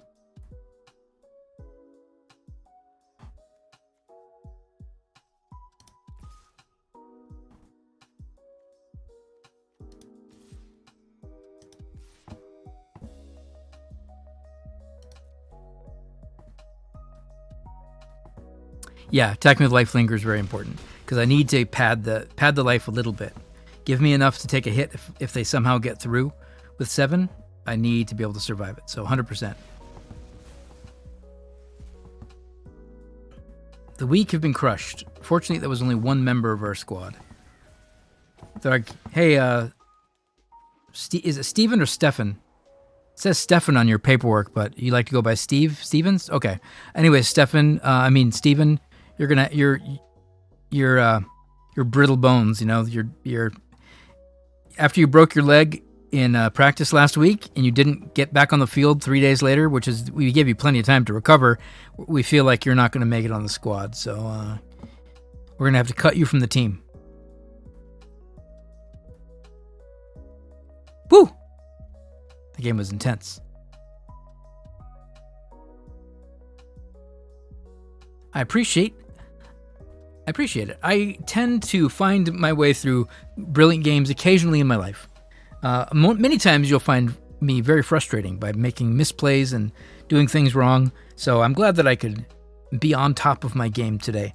And again, it comes back down to feeling a deck and knowing the ins and outs. I played Golgari earlier and lost games because I misplayed the grindy stuff. So I've kind of just come to realize in exploring Magic things that I like for my personality, not from anybody, and so I think it's really a dangerous game to be like, oh, Sultai's bad. Bleh. Every deck can be the best deck it can be in your hands if that's your aptitude and if you're going to play it well. Don't get stuck on some shaming of what you like and what deck you want to play. And when I'm making fun of, Dimir players or Grixis players, well, except for Grixis, I'm actually serious when I make fun of Grixis players. But besides that, when I tongue-in-cheek, when I'm making fun of, choices that people make in Magic, it's just because it's fun tribalism. It's really not serious. I think Magic has to be, oh gosh. You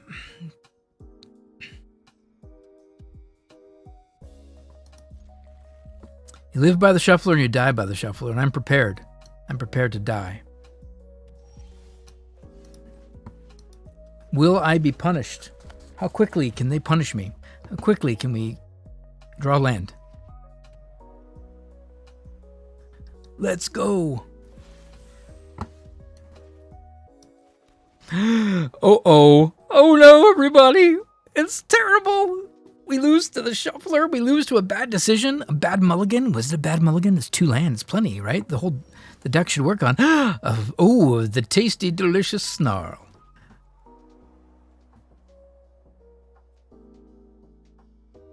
It's a best of 3. So yeah, we're in deep with Sylvia. 3 games in a row with the same person? It's madness.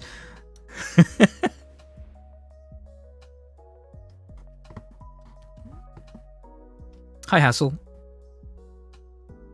Sylvia's not making it easy on us. And I respect that. Sylvia's made it a really good match. It's been a blast. I'm ready for this.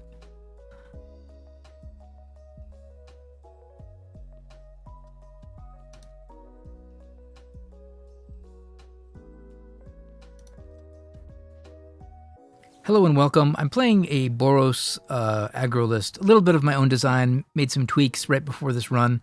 The best run I've had is a 5-win run in the metagame challenge. This is currently my 5th game, so we'll see how this works out. We're facing a powerful and ominous control deck.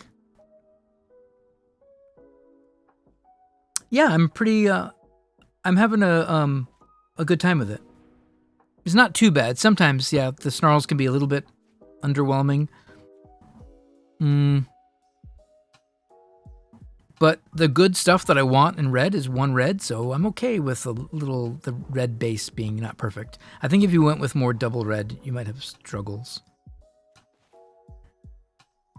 Okay, we get a poke and prod and poke at their hand, see what they've got coming up, see if we can get some advantages. What are they going to do here? I can't counter it that I know of.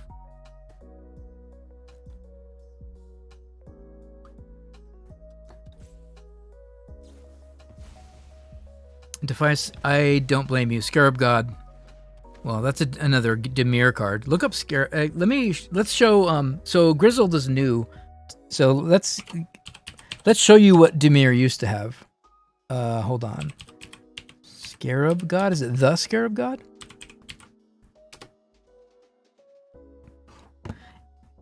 Get a feast your eyes on that.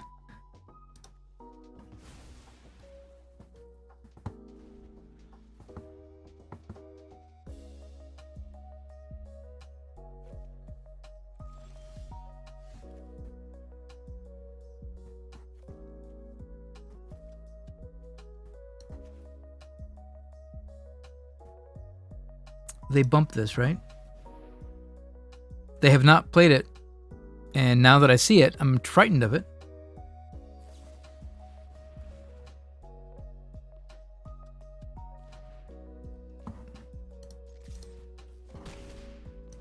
Very broken, very, very old school fun. But that's the tools of... You can always go back in different eras and ages of Magic and be like, oh, remember this card? There's always a card. And that's the beauty of Magic, is the depth of the sets. And Amonkhet was a particularly fun aesthetic set because I really like Egyptian mythology and such. Oh, here we go again. All right. Awkward. What do I do? What do I do? Quick, go to the settings, quick.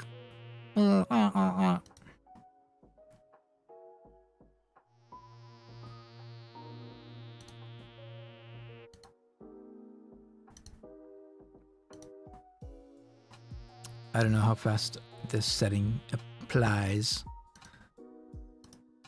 Or we just have to suck it up. Hey everybody, welcome to the stream. Well, thanks for joining the comedy. I'm glad you're here. Thanks for being my new friends.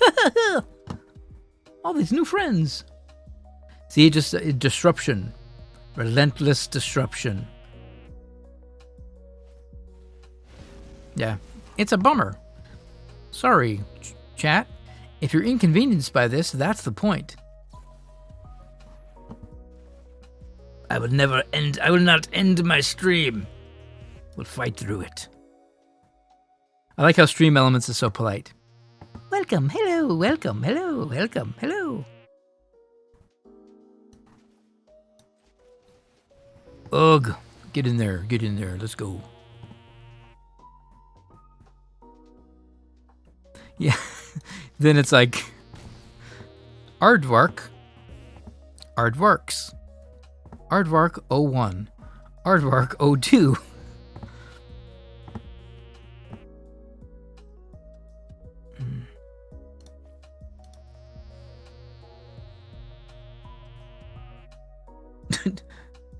Is it saying things? I know, right? But I think to the Twitch algorithm, they know, like if there's a spike in viewers, they'll be like, is this streamer suddenly miraculously more popular than he's ever been? Has this streamer unlocked the formula of amazing content and suddenly got a huge swell of fans? That's me. I followed all the how-tos on how to be a successful Twitch streamer, and by applying these 5 simple methods, I've become fabulously famous and enormous in a mere small amount of time, with hundreds of new followers every day. You can be like me. Follow these 5 steps. For only $5.99, 5 times 10, you can have all of my secrets. I don't know how to stop it. How do you stop it? How do you stop it? How do you make it stop? I refuse to have anybody. Hold on. But why doesn't, like, last time that worked, what I did worked. Now it's not working. I don't know. Maybe they're on to me. Keep hitting them until they can't handle it anymore. Do I just shut the alerts off? Is that what I should do? Because, boy, that's a little bit annoying.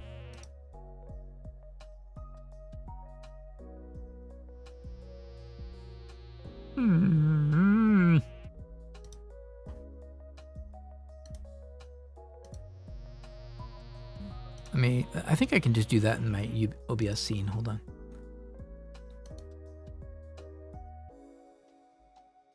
Heh, gotcha.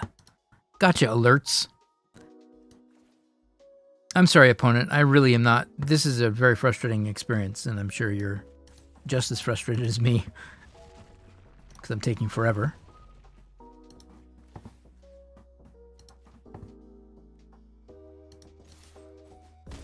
There's no way we just won the match. But what is happening? I'm sorry, Sylvia. That was super rude of me. It's like playing the finals and your opponent's like, hold on, I just gotta answer this quick text real quick. And you're like, okay, I'm gonna attack and I'm gonna block and I'm gonna do this. Okay, oh yeah. Sure, hold on. Texting. Just gonna text my friend. They're asking me about some computer stuff. And I'm like I'm half dealing with like a bot raid and interacting with chat and just casually crushing. That just doesn't, it seems so Boros of me, and I apologize. The energy is really disrespectful. I should have been focusing on that game to win it. I shouldn't have won it with my eyes closed. Come on. Yeah, and I was like all slow about it. That was just so rude of me, and I feel bad. Yeah, Boros is just I just like I go, yeah, I attack. What happened? You're of course going to respond to my attack, right? You're not? Just 10 damage? I had you at 9, is that right? Really? I just won? All right. Well, we're where we were last time. We have 5 wins. Our next one, this is the wall we were up against, the Grand Champion boss fight. Even though it's not the boss fight, we still have 2 more bosses to get through. Whew, that was nothing.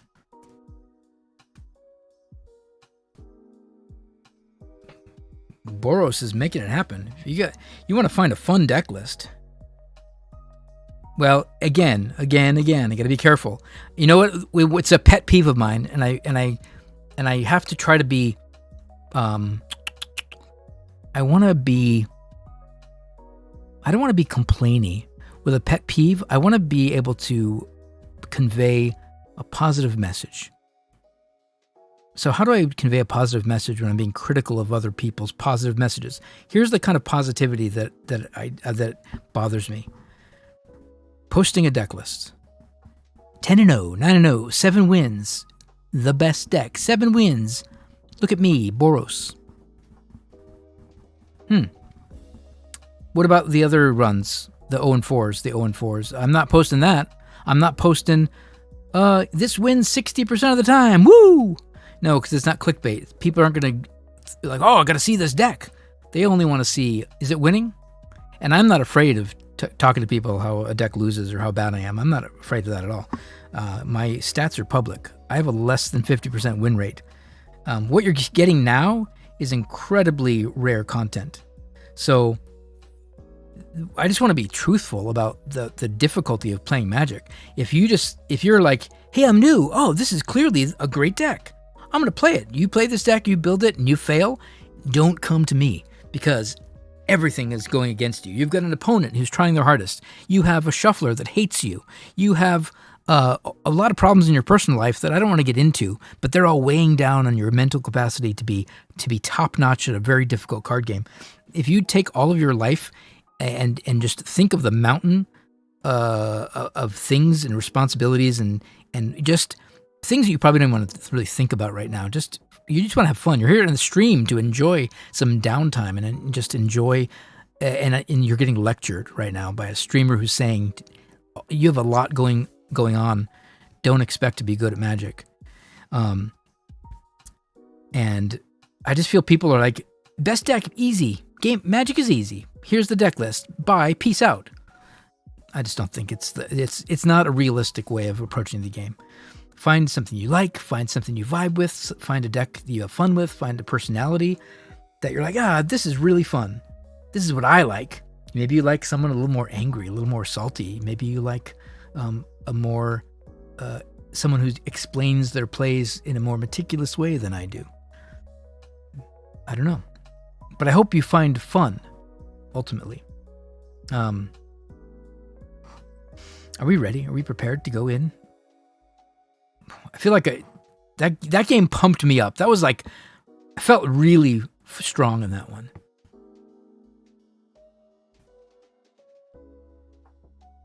As many times as you want to play gems and gold, yeah.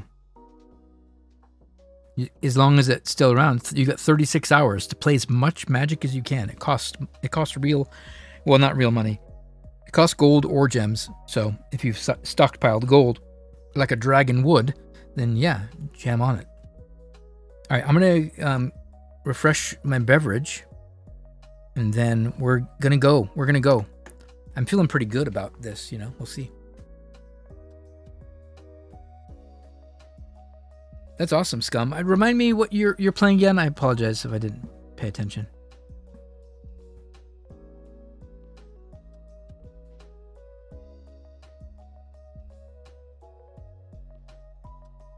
I know, right? I need to be better about my marketing, for sure. I need to get thumbnails. We need scandalous thumbnails and clickbait titles. Oh yeah, green black control. God, there's so many ways to build green black. Did you see CGB's video, The Rock? It's a good start. All right, hang on. Not like minutes, but just seconds.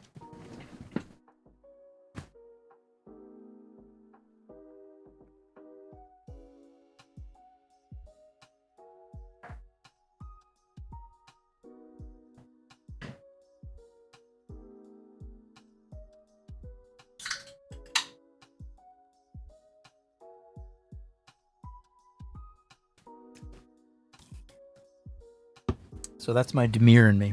Oh my gosh, again? Really? Is this necessary? Stop it. Now the chat is flooded with wildness.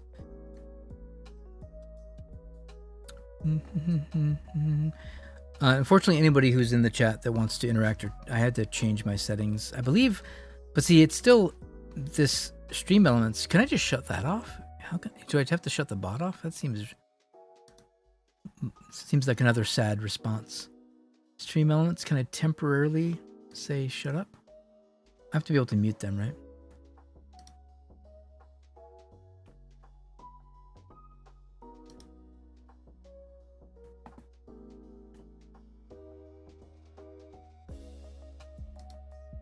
I don't know if any of my things... I'm just trying new things every time it happens.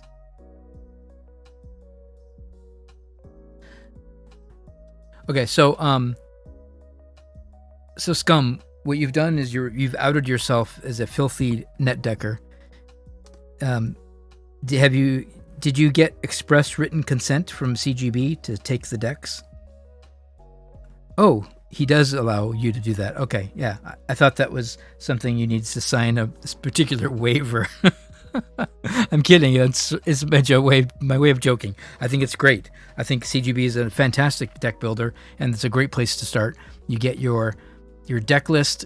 You fill your deck with cards that you can afford or that are in your collection, and you build towards something you like. And I think that's a fantastic way. That's why I love streamers with a lot of variety content like CGB and LVD, and there's so many wonderful streamers out there. Ollie is fantastic too with the same type of thing. Gets a lot of good brews and a lot of thoughtfulness. And really, I was in Ollie's stream the other day, and I was super impressed how interactive. Sometimes when there's 3,000 people or thousands of people in your chat, you lose that personal touch. Some people have, and I really admire streamers that can nail that. And Ollie was super interactive with chat, explaining decisions and why cards have value in his opinion to others, and not just invalidating the conversation, because that's really gets frustrating when people are just like, nope. It's like, talk about it. Talk about why you like Lotus Cobra over Innkeeper and why Mana Base, it was a great conversation, and I learned so much about like that process.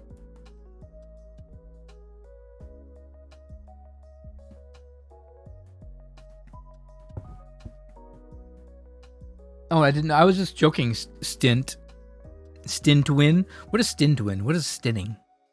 I feel like I'm behind on the language. Like, when you stin, you got to stin to win. And I'm feeling like I'm like looking around, like just my eyes darting around. Like, are people getting it? Because I don't get it. What is stinning again? Like, yeah.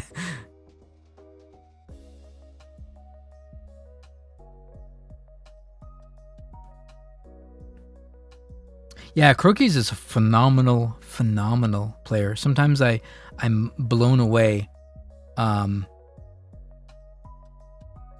because Croakies is super new to Magic for the amount of talent, just raw talent of the game. It's pretty wild. It makes you wonder. You always have to evaluate yourself. I've evaluated myself many times, and I realized that I'm not mentally capable of being super amazing at this game. Sloof.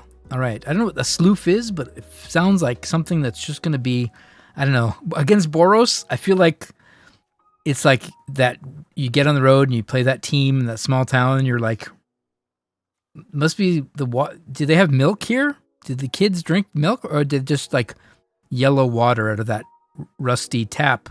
Because it feels like everyone's kind of sick. It's like sickly children. Like, do those uniforms fit them? Their helmets are bobbling around. And you're like, okay, I guess we're gonna be playing at 3 o'clock. So good luck, guys. I know. Then they drop a forest. The groundskeepers. Like, if they've got nice field, the grass is nice. Yeah, all the kids are like a small. Like, what are the schools that they learn, like horticulture and is it horticulture the word? They learn like they're just farming. They're just like good with the land. Celestia.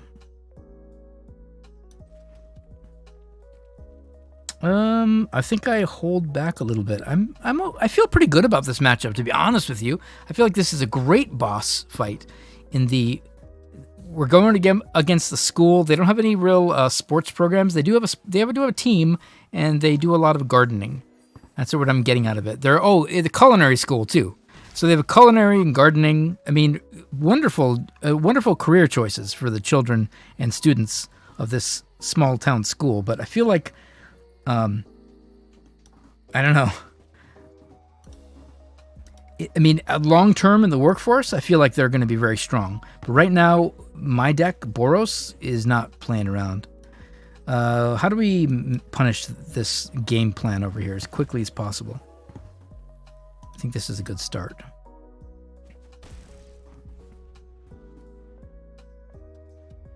Agriculture, yeah, you see it?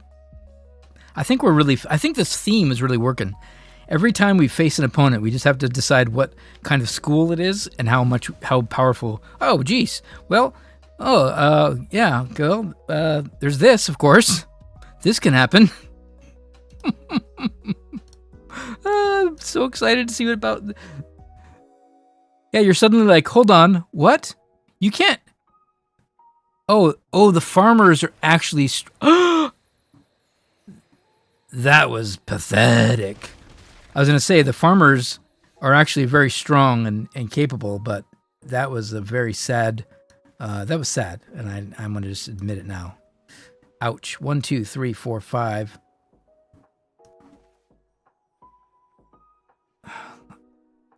Let me think here. You know what do you see what I'm thinking? I'm trying to find ways to reduce their mana. I think that's important.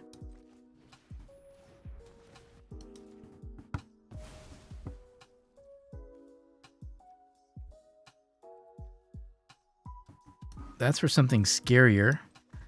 But we might as well put a little pressure and try to get some of the life gain away, right? And then we can get extra attack in. This Reckless Stormseeker has to be a 4 in this deck. I've seen people cut it down to 2.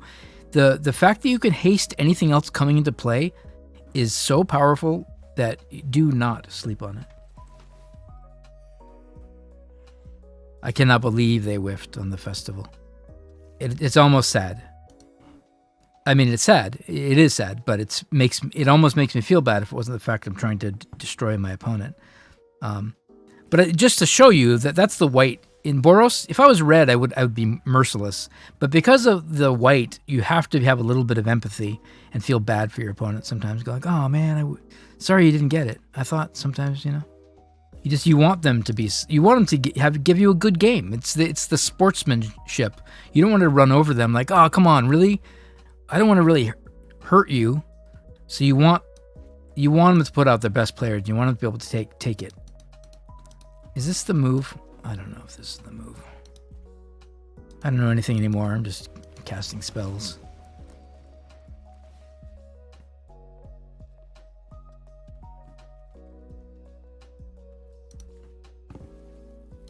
Hiya!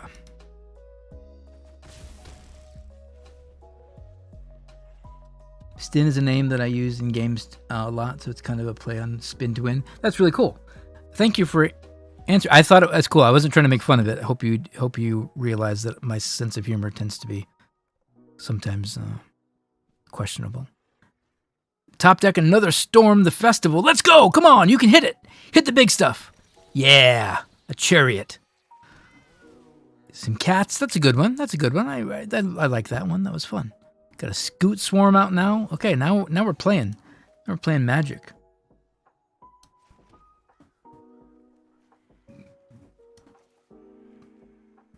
I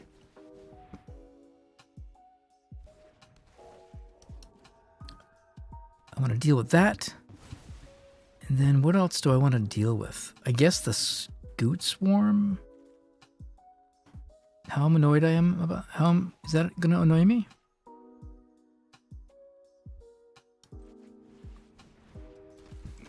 I guess it would.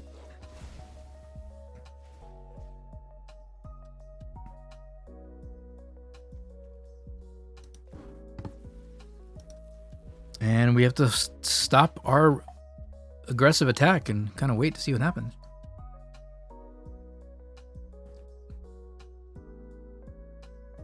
Stinosaur. I like that. I do like that. But know what I like even more? Nighttime, baby. It's a night game. Let's make it. Oh, we're playing a night game, everyone. You know what that means? That means the wolves are out. So they have this weird locker room ritual where all of a sudden it gets kind of loud and they're in the locker room. They shut the lights off. Boom. And it's quiet. And then the whole team starts just doing the wolf thing, like, oh yeah, they're just getting into it. The lights come back on, their eyes are red, and they're like, bleh. Moon Rage. They call it Moon Rage, everyone. We're ready. Yasharn, we're not afraid of pigs. Pigs are on the menu, boys. Yes! This game is exciting. Magic the Gathering.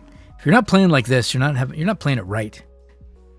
Enjoy the match. Enjoy the flavor of the colors. Enjoy the experience. Everyone is different. Everyone's unique.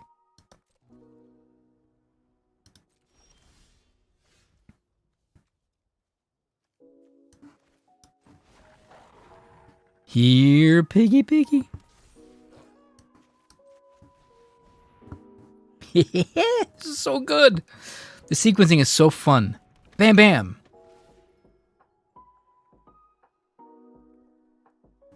I've got the mana.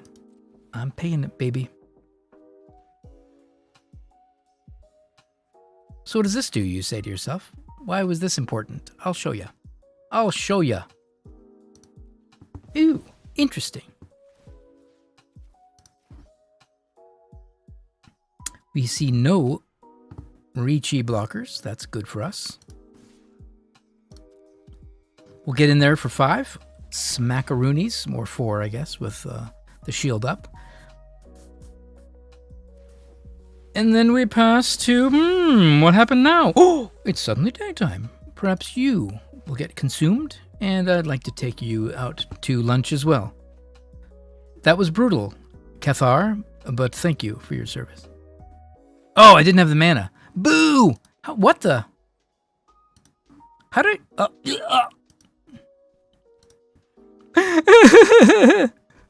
We just got wrecked by the Valkmira Protector Shield. Those of you in the stream who saw that coming before I did, congratulations, you win.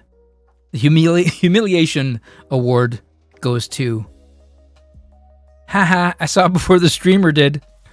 Yeah, so what the streamer missed there was the fact that I have to spend any ability that targets things, I have to spend 1 mana. I currently have 0 mana available, therefore, yeah. We went to daytime thinking I was going to be like, yeah, surprise! And it didn't work. It didn't work at all. Matter of fact, it was tragic. Tragic. A tragic mishap.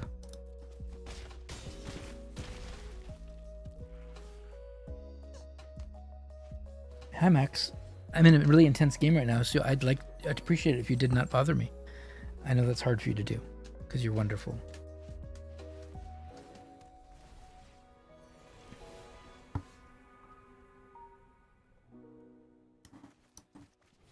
I need an answer.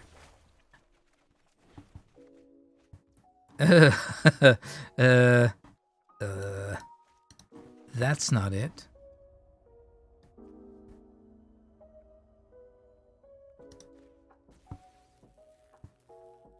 Whew. Things are about to get ugly.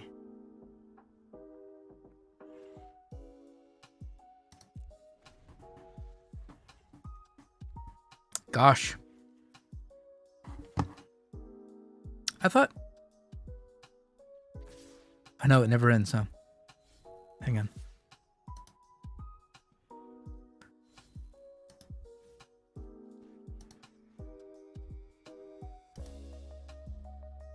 Relentless. It's like the robots they seem to have endless endurance.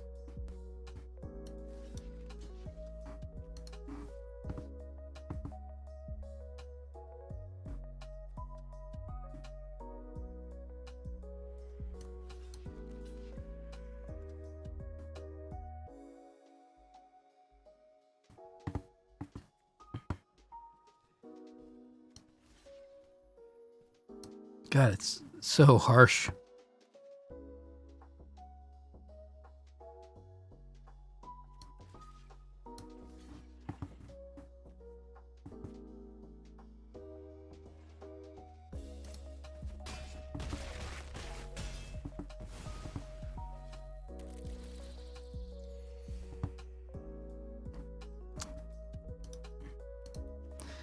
I can't find a way to win that game. Yikes.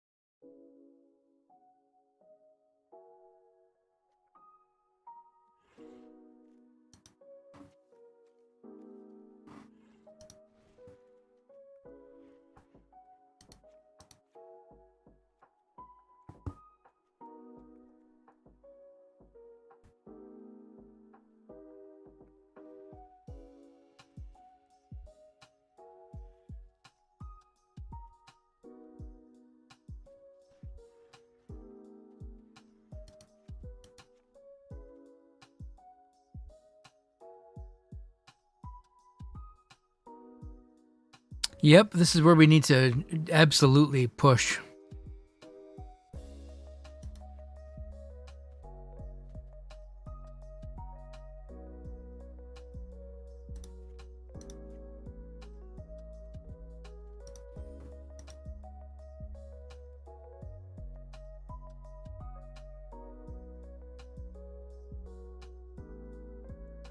I'm having a hard time with these spellbinders. I'm not sure.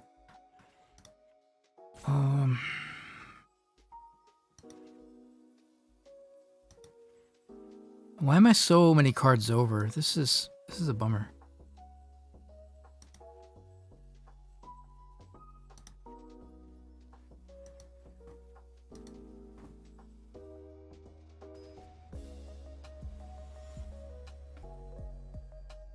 All right, so the Farmers of America, American Farmers Society, whatever we're going to call this school, they are hard working, you know. We are all pumped up, and we realize that, you know, the wolves are they expected a hearty lunch, and they didn't realize they're like, oh. So I think where they got ahead of them is they're producing food, and the wolves went hungry, and when they go hungry, they start, you know, snapping at themselves. They just don't really, you know, your team is hungry, and I think that was a big missing lunch before practice.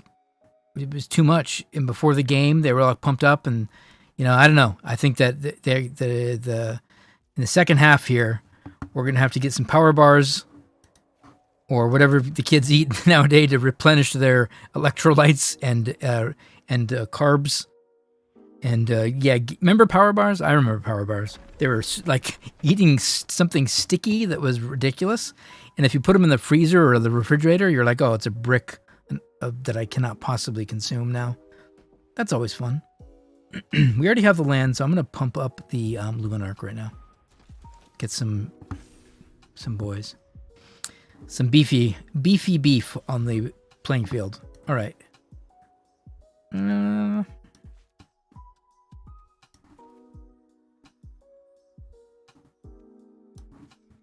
Maximum aggressiveness would be Stormseeker.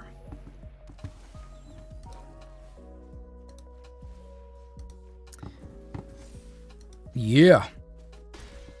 That's the kind of Boros action we're talking about. Just get in there, get on the field, and hit them hard. Ask questions later. Don't, you know. Here we go. Here we go. Oh, look at this. Fun stuff happening here. Now watch this interaction. This is actually pretty... No, this isn't as good as I thought it would be. Never mind. I probably should have waited. I got excited for nothing. I'm still going to hit him for 3. Still feels like a lot of pressure. A lot of... You feel... What is drug averse? I love that term. That's my favorite term of all terms. What? It was gonna anyways, so meh. 6, 7.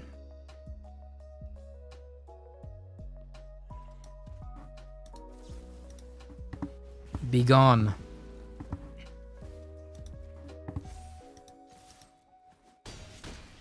D69. Dun, dun, dun, dun, dun, dun. All right, so the last game was, you know, we were hungry, and we didn't have what we needed. We didn't have the protein and the carbs and the energy, and this game we were ready.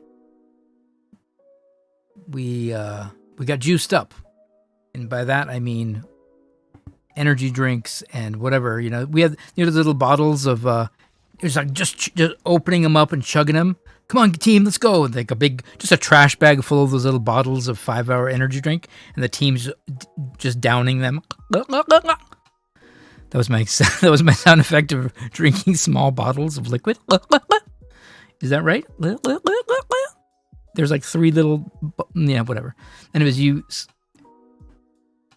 It's no, it's just a bunch of caffeine and some yerba maya. Some roots. We like your roots and all natural stimulants.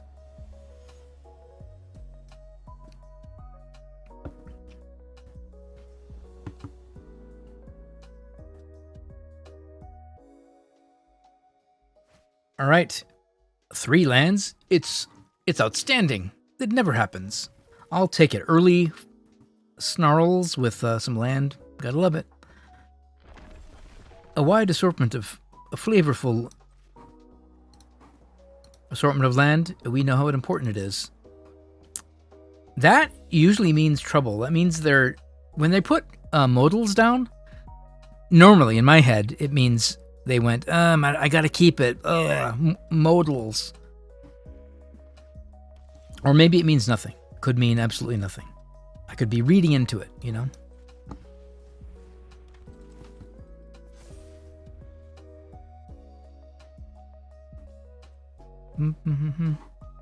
Okay.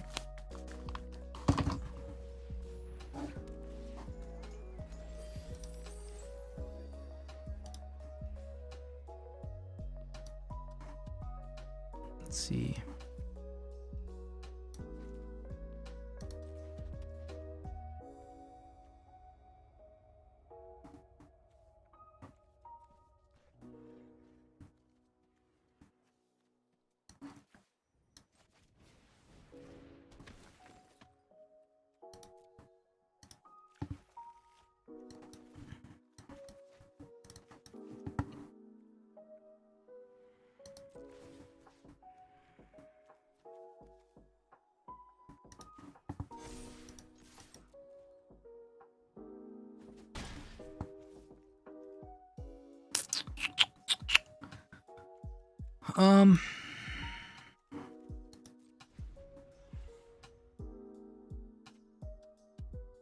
The Innkeeper is kind of a beast.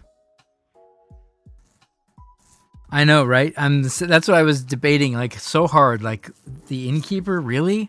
It always seems like, but again, a well-fed team, you know, they just gain 2 more life here. There's so much value they're getting out of Innkeeper. But it is something, it's a debatable point of how much value is the 1 Innkeeper worth. Right now we can count it. We can start counting, you know, resources and value by doing things like in your head, you mentally tally an advantage and they just gain 2 life. So that is, you know, it just defaulted one of my attacks. Just reversed it, cleaned it out.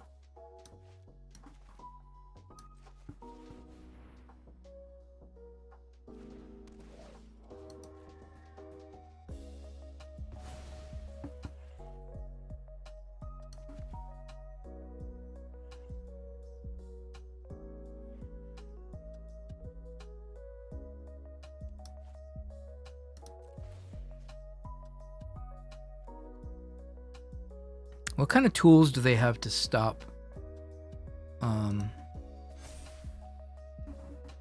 my creatures, you know? I don't know the Celestia sideboard enough to know what they play. They have plenty of access to removal cards, so it's hard to decide.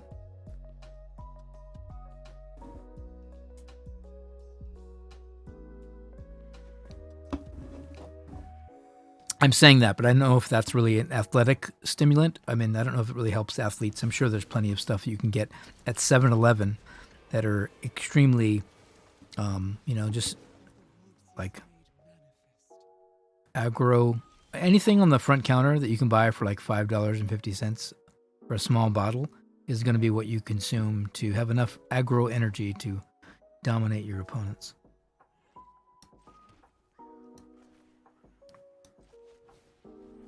Big fan of the hole. If you're wondering, what do you use the hole for? It's a fantastic card. Also a big fan of, well, we already drew the lands. We don't have to do that. So now I've got to decide if I wanted to finish. Like, how do I want to finish you off? So many options here.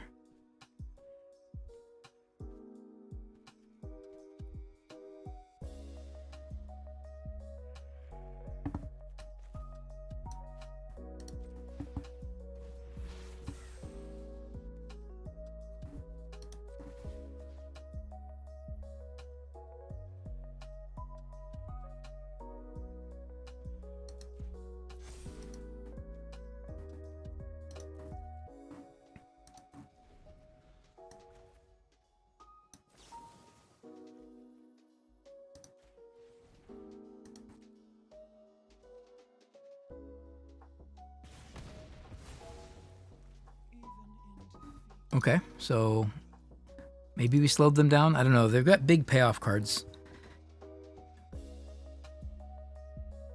They've got big payoffs. So at this point, we've got to be a lot more aggressive than we are, but I have to wait. I feel like soon, though. Soon. almost there, maybe.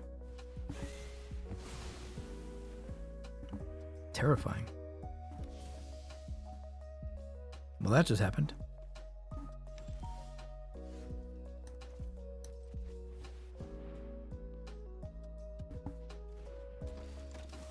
Luckily, we had just the answer. And more land share. I really am a big fan of this Ambitious Farmhand. Huge, huge fan. Again, feeding the team. Keeping the team full of that protein and carbs and the energy you need, the nutrients you need to be a highly effective athlete, a machine, if you will. Always doing extra work, ambitious.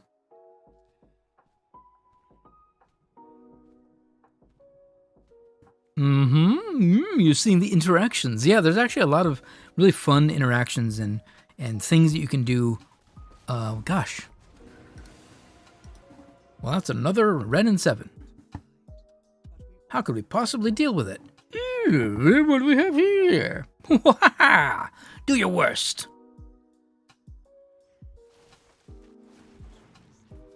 How convenient.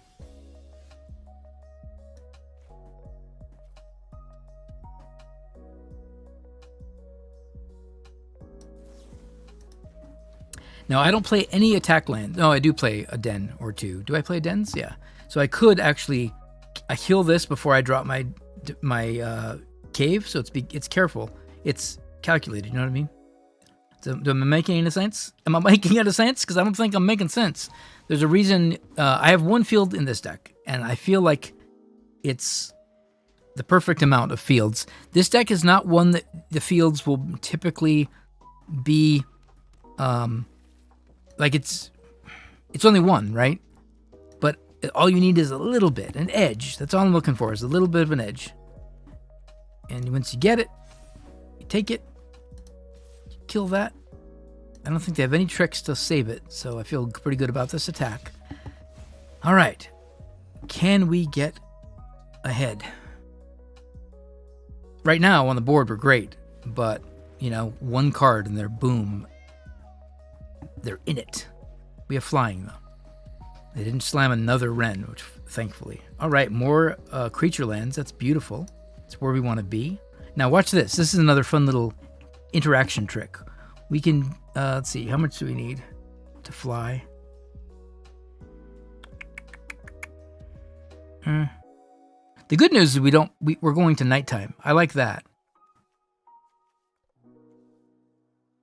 But we can't transform the farmhand. That's what I was trying to do. All right, well, since we can't transform the farmhand, that's okay. We don't want to fall into a chariot anyway, so we're just going to fly. Get in the damage while we can in the air, and that's a beautiful little sequence, taking away their field of ruin and flying in with our own damage. Okay.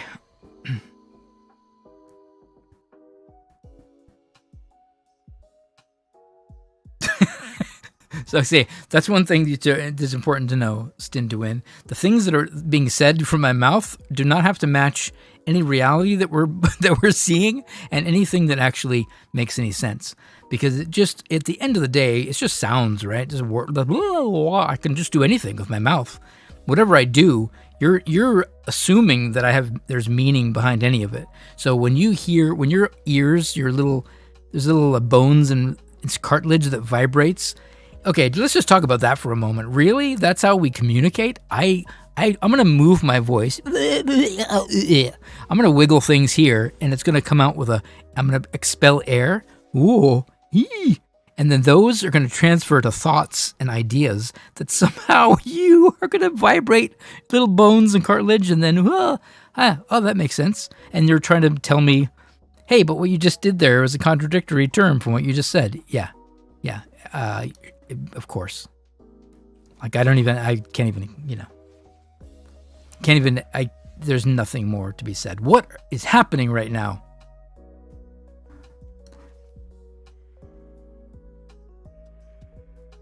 Why are they making this so difficult?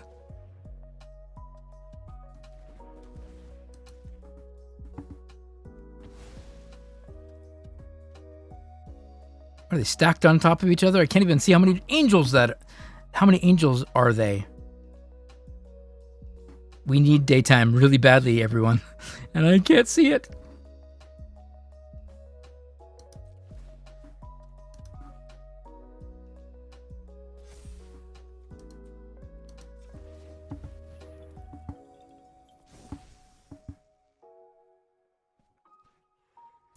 Would they dare block? Double block? But then they still have cats? Oh gosh, this is so scary. Do I attack here?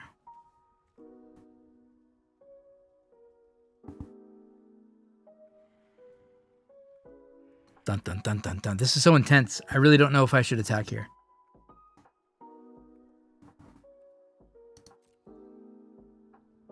You ready? You know what we're gonna do? No guts, no glory. Let's go! Let's go, team! Block us! We're just like, yeah! Do it! And they did. One angel... No blocks? What? No, okay. One angel says, wha-boom! And we, boom! Take them out on a stretcher. Unfortunately, we went out too, but you know what? It was worth it. We took their biggest player off the field, and we had to sacrifice one of our own. Sometimes that's how the wolf pack go. All right. Have we... Such a close game. So intense. Why is it to go to game 3? Oh, no, they did it. Very powerful. Very good. Very good. What are they going to do? Damage? They're going to take 3 damage? Oh, no, don't do it. Don't do it. Don't do it. Don't do it. They're turning this game around. Oh, my goodness. It's so painful. How could they? Ugh. What a game!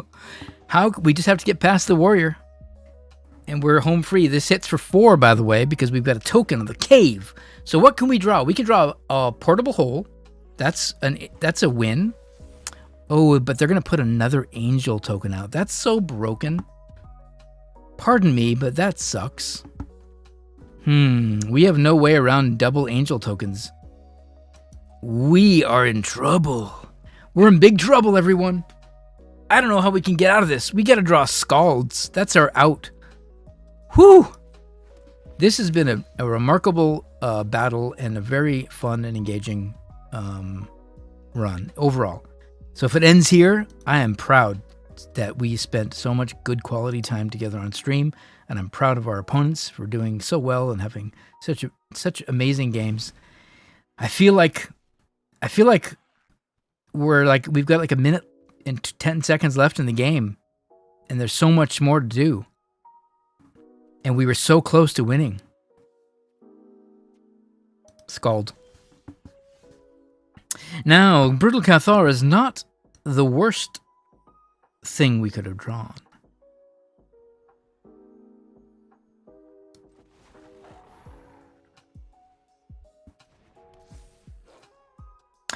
But it's nighttime.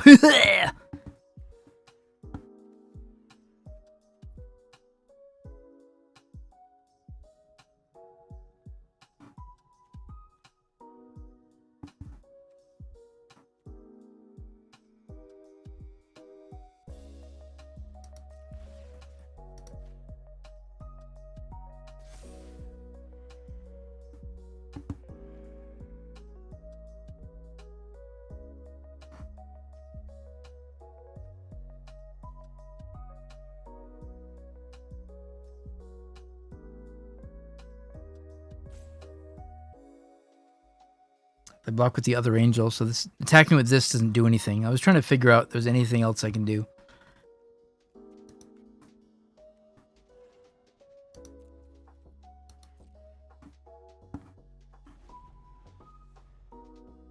Oh, boy.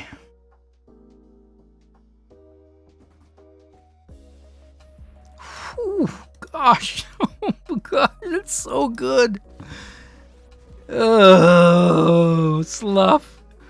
You've done it. I can't. It's so much advantage. Skald is going to be a huge hit, but these bombs. Ugh. Bomb after bomb. Green-white won one of the first big tournaments if you're looking for a green-white, and it's got a lot of token synergies and really fun stuff. So find the green-white list. It's fabulous.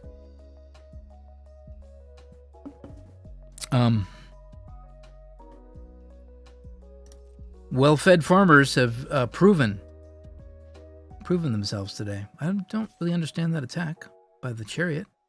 Just to get another angel? Okay. Oh, just another casual 7/7. That's why I forgot that. Sure, of course. You may. What do I do? Like, what is the answer? Even like right, not in this moment, but like, what is the answer ever to this? Just okay. I don't have an answer. Skald is cute, but it's not going to get me out of this. I don't have enough portable holes and Cathars to stop, and I want it to be daytime too. But I could definitely Skald into, you know.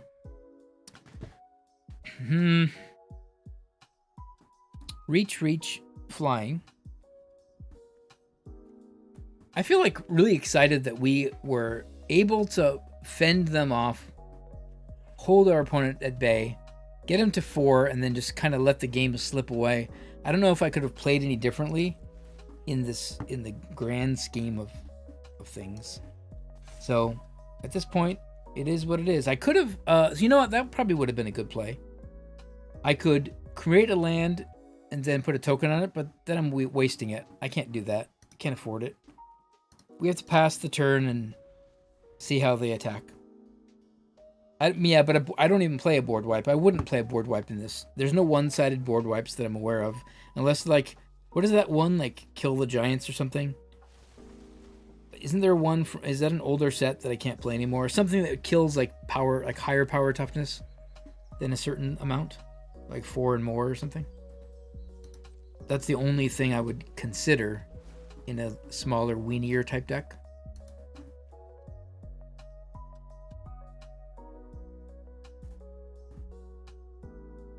Well, the theory of this build is the advantage you get by the creature. You're putting a creature in play, and then you're getting value out of it, like being a removal creature, but they have the same resources, and they have more token generation. It's just ugly overall. I think if they swing out here, that's the play. Put the maximum amount of pressure on me as they can, and I'll try to survive it. I don't know if I can. If they swing out, I think I'm dead, but I'll do my best to block.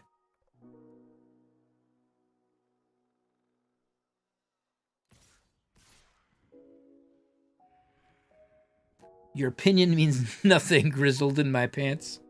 You're too new to have any. What about rude? Yeah, of course. No, of course. I think that you make a wonderful observation, and I did. I don't think I played it wrong. Sometimes it is hard to though. It's hard to though. Did I just? Why? What? I don't understand this attack. Like, as long as I don't die, why would you not attack with everything? I mean, they're not dying on the return swing, so it's good to be cautious. There's nothing wrong with that, but isn't attacking... I mean, they're just flexing now. How many blockers do you need? I only have one very angry player. Everyone's gone. Everyone else is gone. I don't know what you're just constantly getting your squad together, and there's nobody here. I'm doing nothing. Aha! Suddenly, I found a way to win. Imagine, right? Imagine winning. Imagine if this was a Demon Bolt and I could take out a blocker. Because they tap down their, you know what I mean? Boom, boom. Snipe off a blocker. Gosh, this could have been such a better card.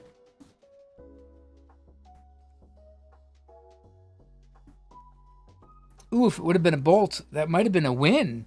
Kill it? Ugh, fly and swing with everything? I don't know. You again.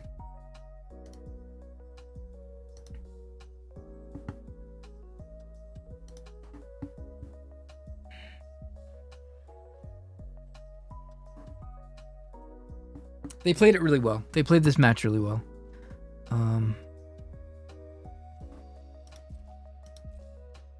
I can't find a hole. I can't find a weakness. They're too powerful. They've done too many things. They've erected a perfect wall of defenses, angelic and tree-like, and the power of nature has defeated the power of stimulants and, I'm using air quotes, all natural supplements. Yeah, I mean, just good old-fashioned, just good nutrition. Good nutrition has finished this game. Congratulations, Slough. What a fantastic and well-fought battle. Great stuff. And we lost at 5 games again, so this is as deep as we've got. We got some good rewards out of this, though. I feel pretty good. I don't feel bad about it, at least. What is that? Sure. Well, my hole has been wrecked by this frenzied trapbreaker. You don't want to have your hole wrecked with a frenzied trapbreaker, but it just happened. You witnessed it here on stream.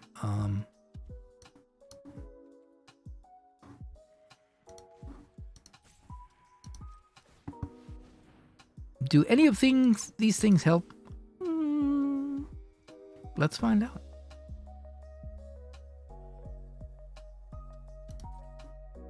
We block you. We block you. We block you. Ooh, I guess we gotta block you to survive. I'm just gonna do some blocks. None of them mean anything. We're at 5. Haha! Guess what? Always be hard to kill. Oh, Snakeskin Veil is so good! Good game. They got us. We're ready to be at 1 life. We were ready. We were going to take 2... no, we were taking more damage. I don't care. We were ready to have fun. I did kind of grind it out. There's no reason to do that. Slough was a fantastic opponent. I actually thought we were going to survive that if that would have hit, but we weren't going to survive. I forgot there was another angel. So all in all, fantastic, well-played match. Well deserving of 6 wins for Slough. Hopefully they'll get 7, and you can all find the Celestia deck that's doing so well.